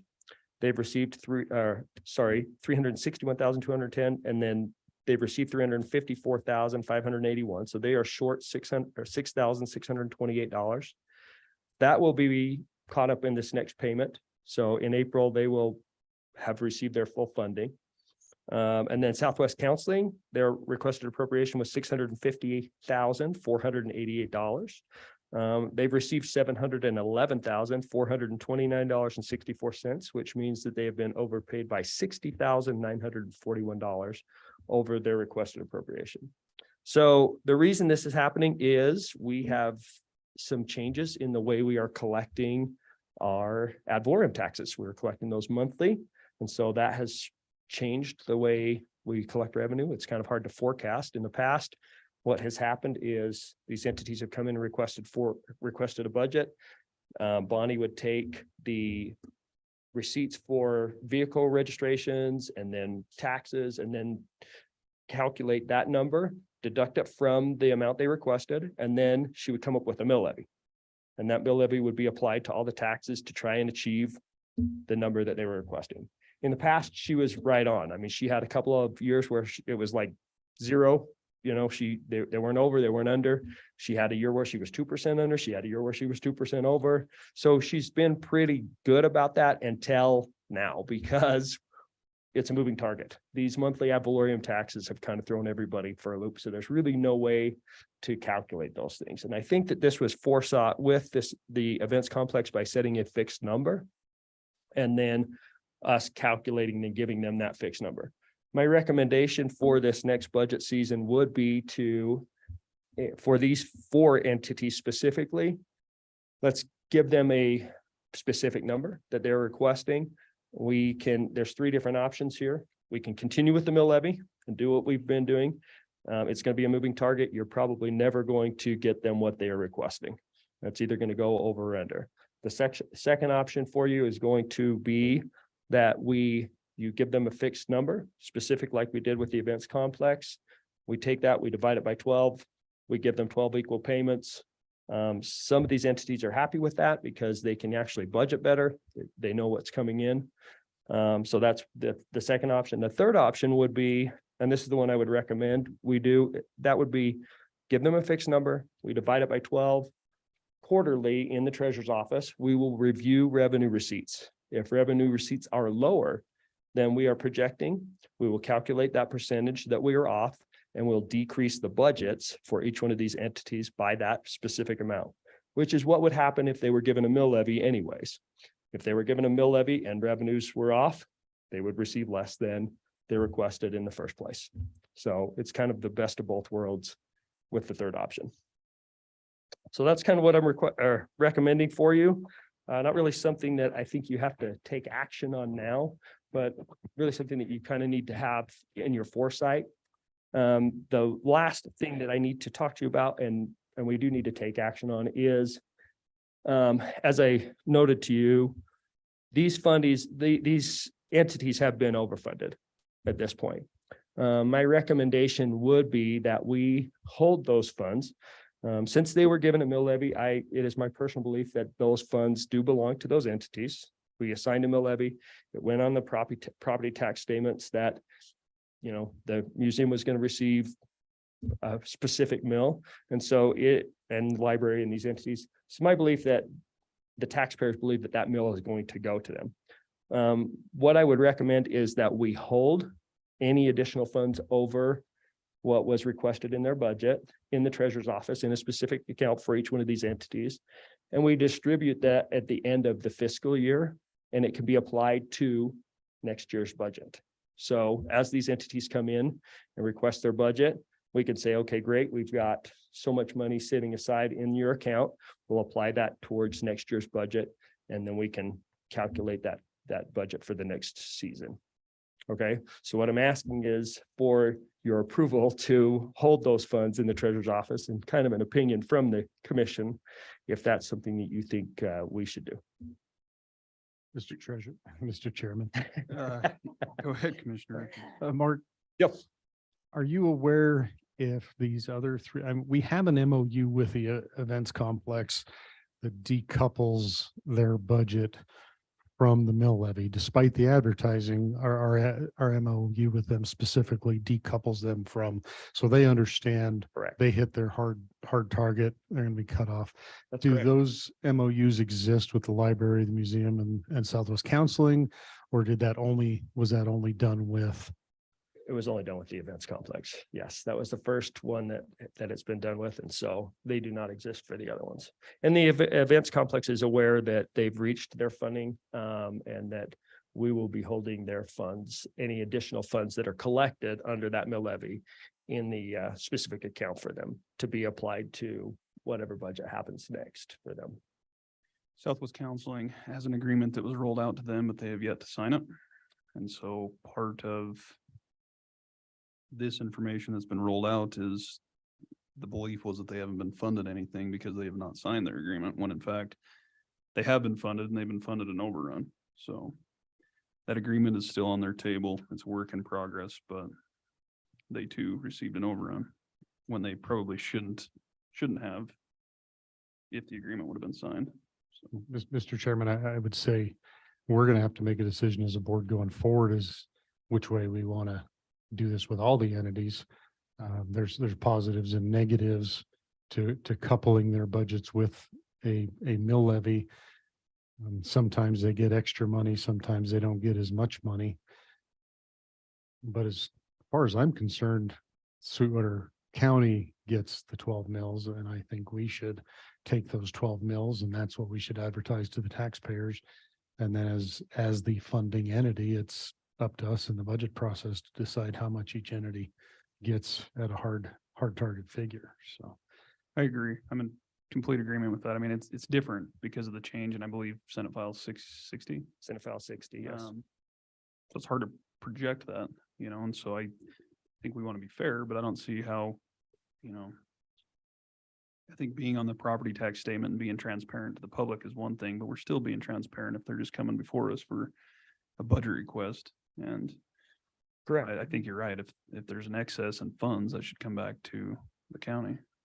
And Mr. Chairman, I feel like there was a lack of communication when this MOU with the county events complex was adopted. I know it was discussed in executive session, not privy to those discussions. And when it was adopted as a part of a consent list and never discussed in public. And I feel like it wasn't communicated to our treasurer, to our assessor. And we need to do better than that going forward. When we make these decisions, we need to bring them in and communicate changes like that we make. Mr. Chairman, if I could. Commissioner Slaughter. As you may well know, in a prior lifetime, I was responsible for doing these distributions. So I'm very, very well aware of what has taken place and what's gone on. I agree with the assertion that Treasurer Cowan makes, there was a mill levy that was set in place for these funds for this year. It was certified. County assessor brings that to the commissioners to have that certified. It's then certified at the state level. And as was stated, each taxpayer on their tax bill shows that they're paying a portion of their tax bill for that levy. So I think that that's the case. And that's one of the issues that has been created with this MOU that was done with the events complex. I think we have faced this same issue over the last 30 years in many different circumstances. As you're well aware, the county receives the 12 mills, and there are different philosophies, and different commissions have had different philosophies on how that 12 mills should be awarded. At different times, our county health board has been under the county and they have received a flat amount. Other times they have had a levy. I think this attempt was an attempt by our prior board to give a finite amount of money to the events complex, eliminating overages. The thing that was missed in this is that levy should have been decreased or it should have been eliminated from last year's levy. And the number of mills that created that additional overage should have gone to the 12 mills for the county. So there wouldn't have been a levy that was on those tax bills for the events complex at that point in time. So we'll be looking at the same things moving forward. It will be the philosophy of this board. Do we want to give flat amounts? If we do, we would just then have the 12 mil levy for the county and award those dollar amounts to these entities. I don't know what this board will do in the future. I appreciate everything that our treasurer has done bringing this forward. This is a big issue, but I think there have been attempts to try and clarify this. I think some of it was just not followed through. And I think Commissioner Richards is correct. I think that there was some lack of communication done between all of the elected officials. I think had the assessor known that this was going to take place, he probably would have taken the levy off and we wouldn't have seen that levy at this point in time. So we wouldn't have had this problem with the overage with the events complex. So once again, it's something that we'll be dealing with. I have no problem. I think his idea of holding these funds at this point in time is a good idea.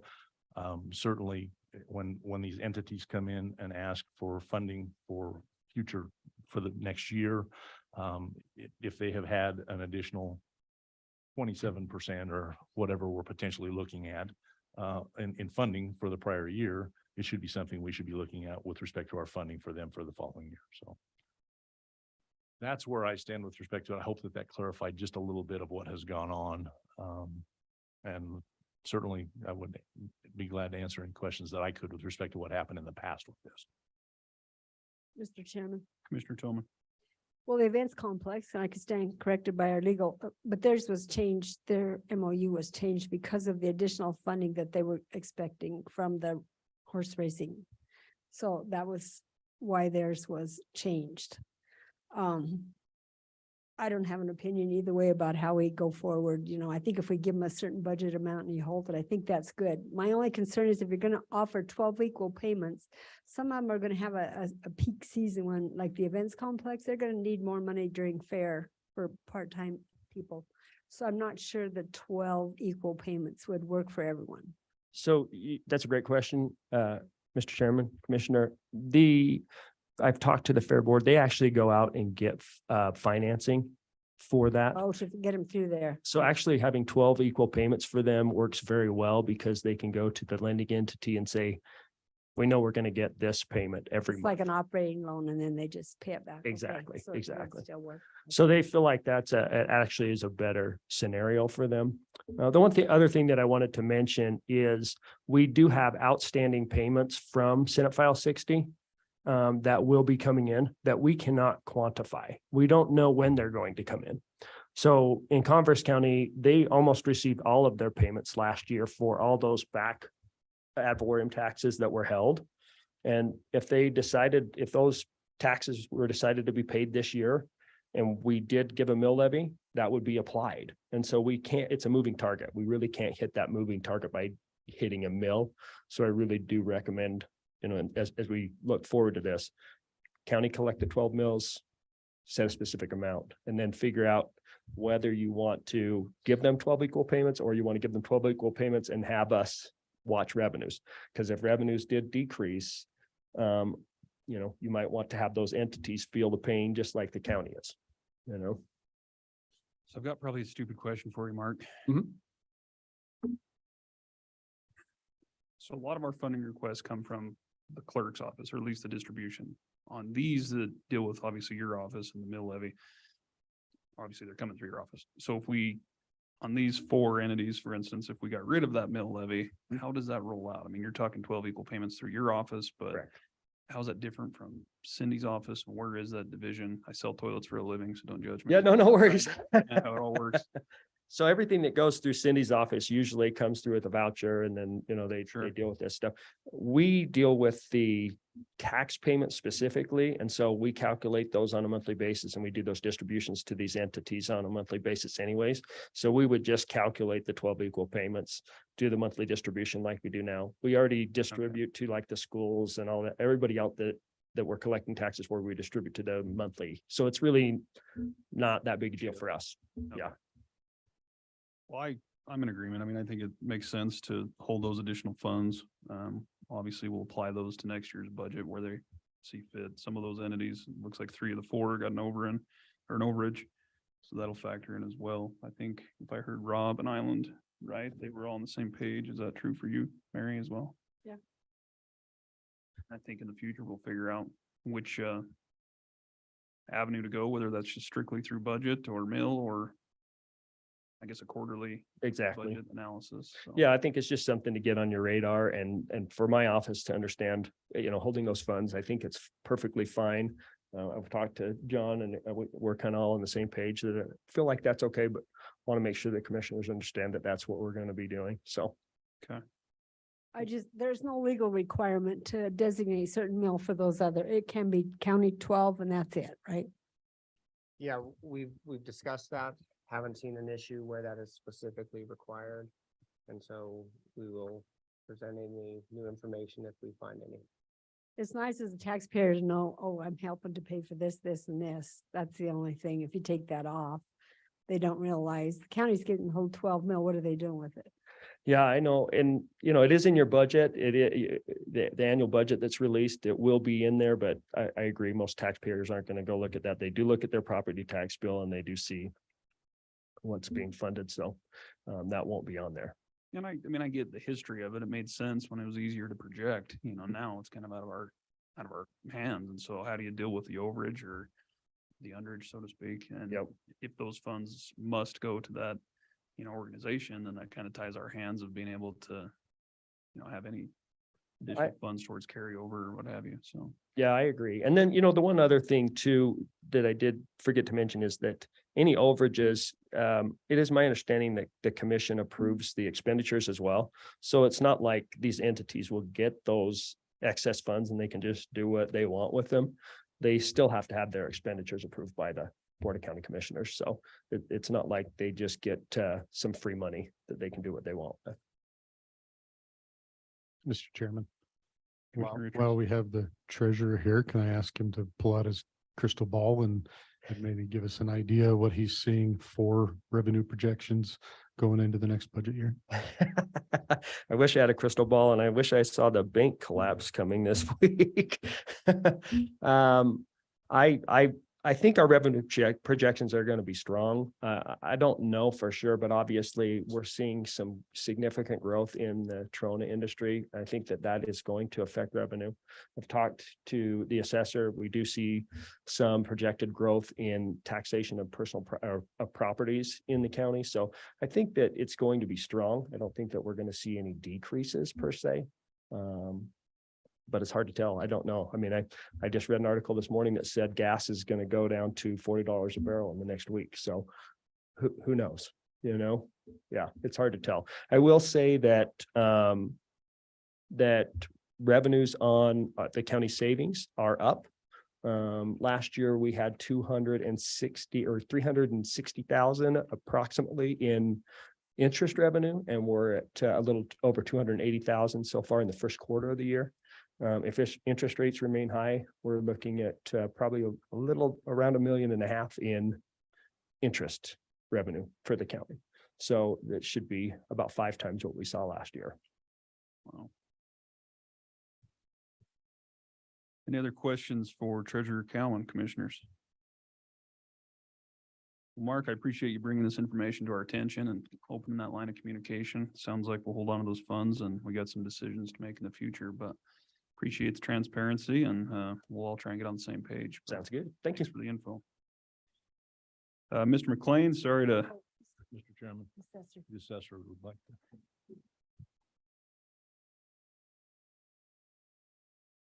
Hello there, sir. Good morning, commissioners. Since I'm the assessor, I'm in the crystal ball industry. So I'm going to give you my best estimate. And we have 2 types of property that we value: state assessed, which is minerals and utilities, and then we have locally assessed. Locally assessed is going to be up, and it's going to be up substantially. Commissioner Slaughter and I already talked about the value of his house, and it's going up substantial. So it's going to happen to everybody. And it's the reason for that is the cost tables that have changed for all the assessors across the entire state. Along with the cost table changes, we've also had sales increases. So the 2 factors that we use to value that type of property are both going up. So residential property and the state assessed property are just a little less than half of our total valuation. So that half is going to go up anywhere from 10 to 20%. That's the number that we're going to see. Now, as far as, what Treasurer Cowan was talking about, this is exactly as the result of Senate File 60. That's why these revenue numbers are so high right now. And just to give you an example of why this is so hard to predict, I looked this morning, natural gas today is $2.14. A year ago was $5.44. Oil today was $68.20, and a year ago was $113.90. That's why these numbers are so hard to predict. And really, your revenues for mineral taxation are going to be just like sales tax revenues. They're going to start coming in monthly. And in my opinion, at least now, the best estimate of next month is going to be what you got the prior month. And, if oil goes to 0, then all your projections go out the window because you just don't know. As far as the discussion on the mill levies, I do need to know how we're gonna budget for those, and treasurer count is right. I mean, when Bonnie does the calculation for the mill levies, whatever she calculates, that's what we put on the tax bill. The mill levy calculation is actually times the assessed value, the certified assessed value. And that number is based on, that revenue estimate is based on the number she has. But again, with Senate File 60, more than half of our revenue comes from minerals. Valuation no longer equates to cash flow. It used to, but it just doesn't anymore. So when we do that mill levy worksheet for you guys, when you actually approve that, we'll get that going. And it's something that's on my list of things to do, but it's going to be completely different than it's been in the past, just simply because of the way the mineral industry, the taxation of the minerals has come in. And I've told this to the school districts. I've told this to the Western Wyoming Community College. And I think I've told you guys before too, valuation is no longer an indication of cash flow. It just doesn't work that way anymore. So it's something where it's going to be almost more like city revenue than it is county revenue because of that change in the law. I would be happy to answer any questions you have on the history of this stuff. I mean, when we calculate that levy, the budgets that come in, and not just for the county or for the component units, it's for all the special districts, the water and sewer districts, the fire districts, everything else. The story's the same for them. If they have minerals, it no longer equates to cash flow. So this is the first cycle of this with Senate File 60. So we're all going to learn a lot, but it's really just a guessing game, and we just do the best we can. So, and I would be happy to stand for any questions. I would suggest if you are going to change this and just go with the flat 12 mil, I mean, the taxpayers are going to be able to go to the county budget that's posted on the website, and they're going to be able to see how much went to the sheriff's office and road and bridge and all of that stuff. So they'll be able to get the numbers. They may have to look a little further, but as long as, Attorney De Leon has looked at this and there is no statutory requirements, makes no difference to me. I mean, the one thing that did dawn on me while I was sitting there is the State Board of Equalization has a form we have to fill out when the mill levies are certified, and they want to know how much of the county funding went to those specific entities, the events complex, mental health, hospital, those kinds of things. We used to be able to do that with that mill levy worksheet. Now it's just going to be general county. It's going to be 12 mills, and it's fine. I mean, if the department or the State Board of Equalization wants additional breakdowns, then we can give that to them. But it's really more of, I think they use that information for a like cost of county government report that they put together. But again, that can be provided in another format so they can get accurate numbers. But that's really the only ramification that I can find. When I talked to Treasurer Cowan, my concern was we needed to make sure that we were accounting for the lows, not just the highs. I mean, right now we're concerned because these entities are getting overfunded, but there was a possibility they could be underfunded. And if that situation, the county, if they didn't do some sort of a revenue adjustment and it was part of that MOU, then the county could be obligated to make up the difference. Now, they will still get prior year taxes. They will still get delinquent interest on those prior year taxes. And they're also still going to receive all of that locally assessed tax revenue, just like they always have. So half of the revenue, or roughly half the revenue, is going to be just like it was before. But the biggest part of it, the minerals, that's what's coming in monthly now. And that's where that big change is happening. So, but anyway, any other clarification you need, I would be happy to stand for any questions. Commissioner Slaughter. Mr. Chairman, just one comment. My house is now up for sale after my conversation with Mr. Davis. If anybody knows of anybody looking for a house, on a serious note, the other thing that happened with Senate File 60, Dave, that I think we haven't really talked about is the provision where we will collect the taxes for the second half of calendar year 20 and all of calendar year 21 over a 12.5-year period. Correct. Starting in December of this year, if I'm not mistaken. Have you got values on what those properties were and what those values for the companies were during that period of time? So we have some idea what we're looking at for budgeting. Commissioner Slaughter, I have the information for calendar year production. I've certified values for the production for calendar year 20.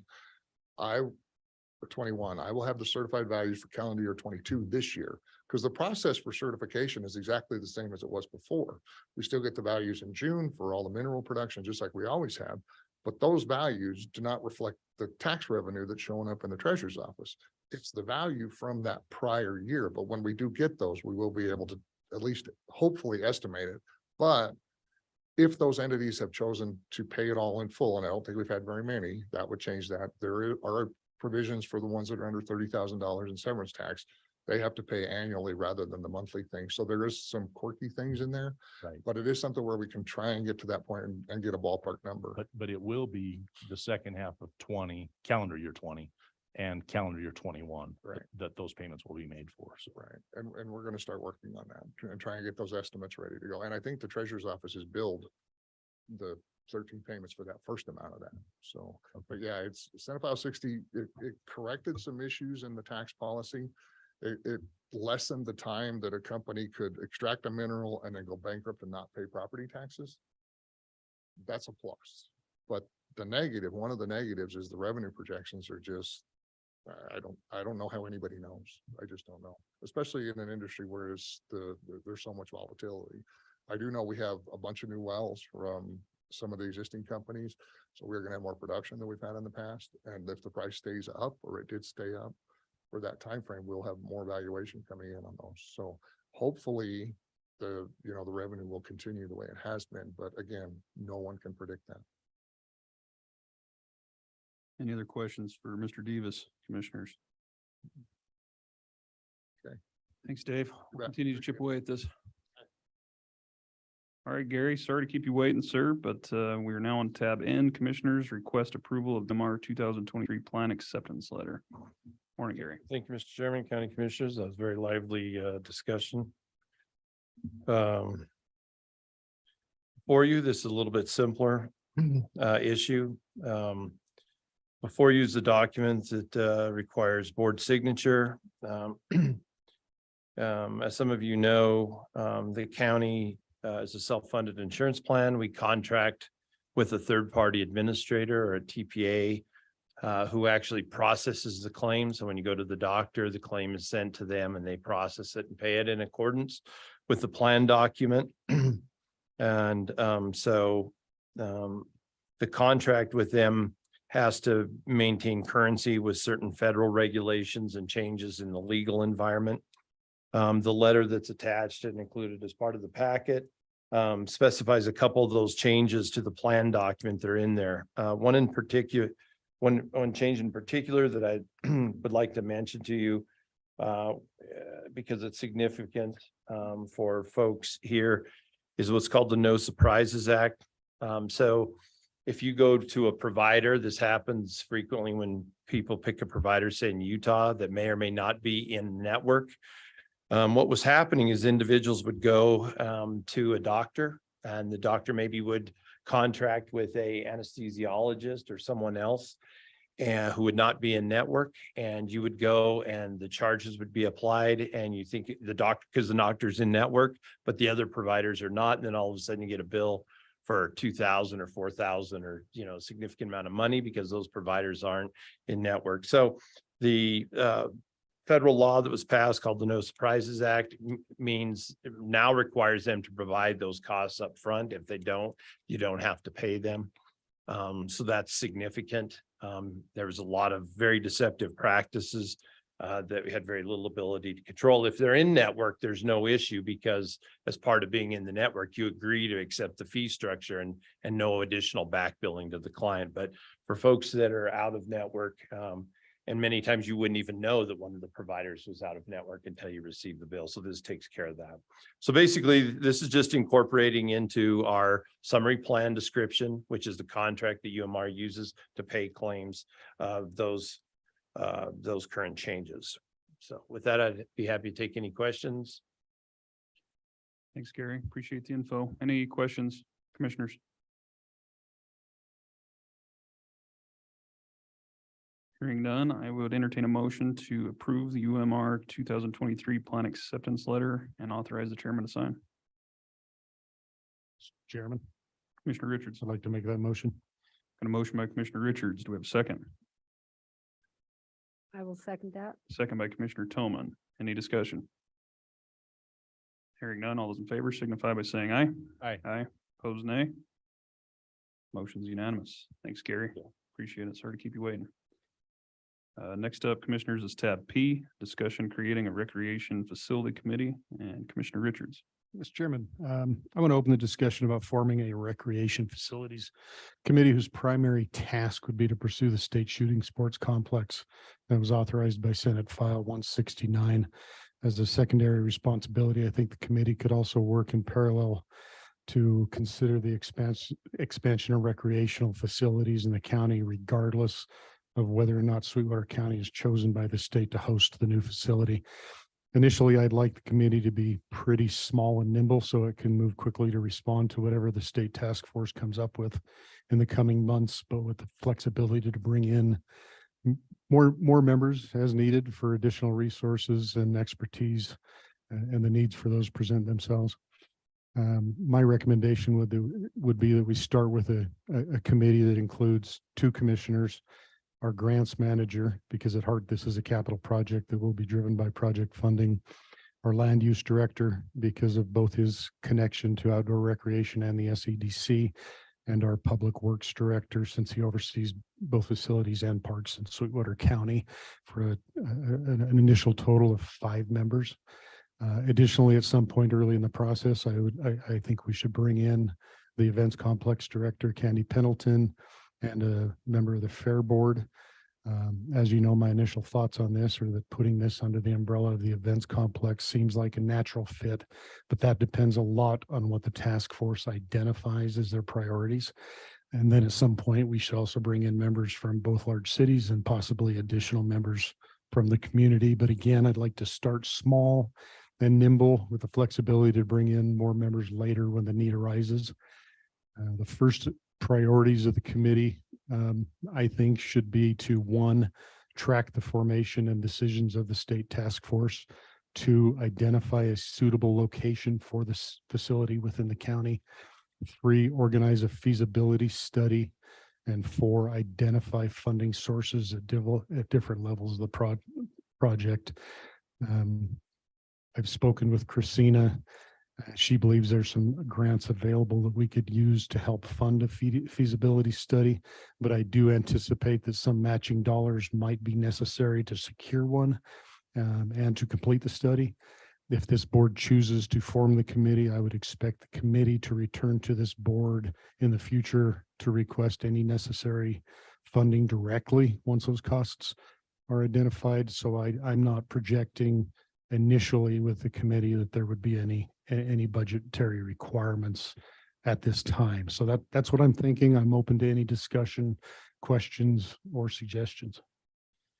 Thanks, Commissioner. I think that's a great idea. I'm in full support of that, especially, after our workshop with the events complex and then just talking to people, and particularly in, the youth sporting avenue where they feel like Sweetwater County is behind the times when it comes to facilities and, being able to host large events, which I think ties into a lot of, the indoor arena and things that we discussed with the events complex. Obviously, we faced some treacherous, budgetary constraints over the last 4 years, especially, but I think it's a great step forward to try and start planning for the future. Obviously, it's going to come with a hefty cost, but the shooting sports complex in itself, I think we're wise to be proactive and to try and set ourselves up for that. So fully support that, and I'd be happy to serve on that if you so choose as well. Questions, commissioners, comments? I would be supportive of the committee. Mr. Chairman, I agree. I too would be willing to serve on that committee. I'd be very interested, but it looks like we have 2 great nominees at this point already for that from the commission. So it doesn't mean we still can't help. So I think it's something we as a commission definitely need to work towards. Sounds like you have our blessing. So let us know how we can help, and we'll continue to march forward with that one. Mr. Chairman, do we need to formally create a committee? Yeah, it probably wouldn't hurt, just so that it's legitimate. Is that what you want to call it? It's just the Recreation Facility Committee? I think so. I would entertain a motion per the recommendation of Commissioner Richards to establish and create a Recreation Facility Committee. What did you say? Consisting of 5 members to begin with? Yes, consisting of 2 members of this board, in addition to our grants manager, our land use director, and our public works director. Because they don't have enough to do. Right. So I would entertain a motion accordingly, commissioners. So moved. Motion by Commissioner Richards, second by Second. Commissioner Slaughter. Any further discussion? Hearing none, all those in favor signify by saying aye. Aye. Aye. Opposed, nay. Motion's unanimous. Mr. Chairman, thank you. I will, of course, communicate where we're at through this process as much as I can, and I look forward to working with you on it and doing some great things for Sweetwater County. Appreciate it, Commissioners. Thanks for your forward vision and let me know how I can assist along the way. Lastly, we have tab Q, approval to be a cooperating agency to have status on the BLM solar plan revision. Commissioner Toman helped me out with this one. The BLM has received a request to conduct they haven't received a request. They have decided to do a programmatic environmental impact statement for utility scale solar energy planning. And at this point, they're just asking us if we would like to be the cooperating agency member to partake in the pre-decisional planning. Thanks, Commissioner. What's your pleasure, Commissioners? Or do you I have would any- make a motion to force Sweetwater County to become a cooperator on the BLM programmatic solar plan revision. You have a motion to approve by Commissioner Toman. Do we have a second? Second. Second by Commissioner Richards. Any further discussion? Hearing none, all those in favor signify by saying aye. Aye. Aye. Opposed, nay. Motion's unanimous. Thanks. They for will your- send out a cooperator MOU once they accept us as a cooperator. Appreciate your help with that, Commissioner. Next up, we're still a little bit ahead of schedule, which I have a feeling we will need. We do have an executive session scheduled to discuss personnel. There's a chance action will be taken, but we'll see what happens. So I'd entertain a motion to enter into executive session. So moved. Motion by Commissioner Richards. Do we have a second? Second. Second by Commissioner Slaughter. All in favor, say aye. Aye. Aye. Opposed, nay. Aye. We're now in executive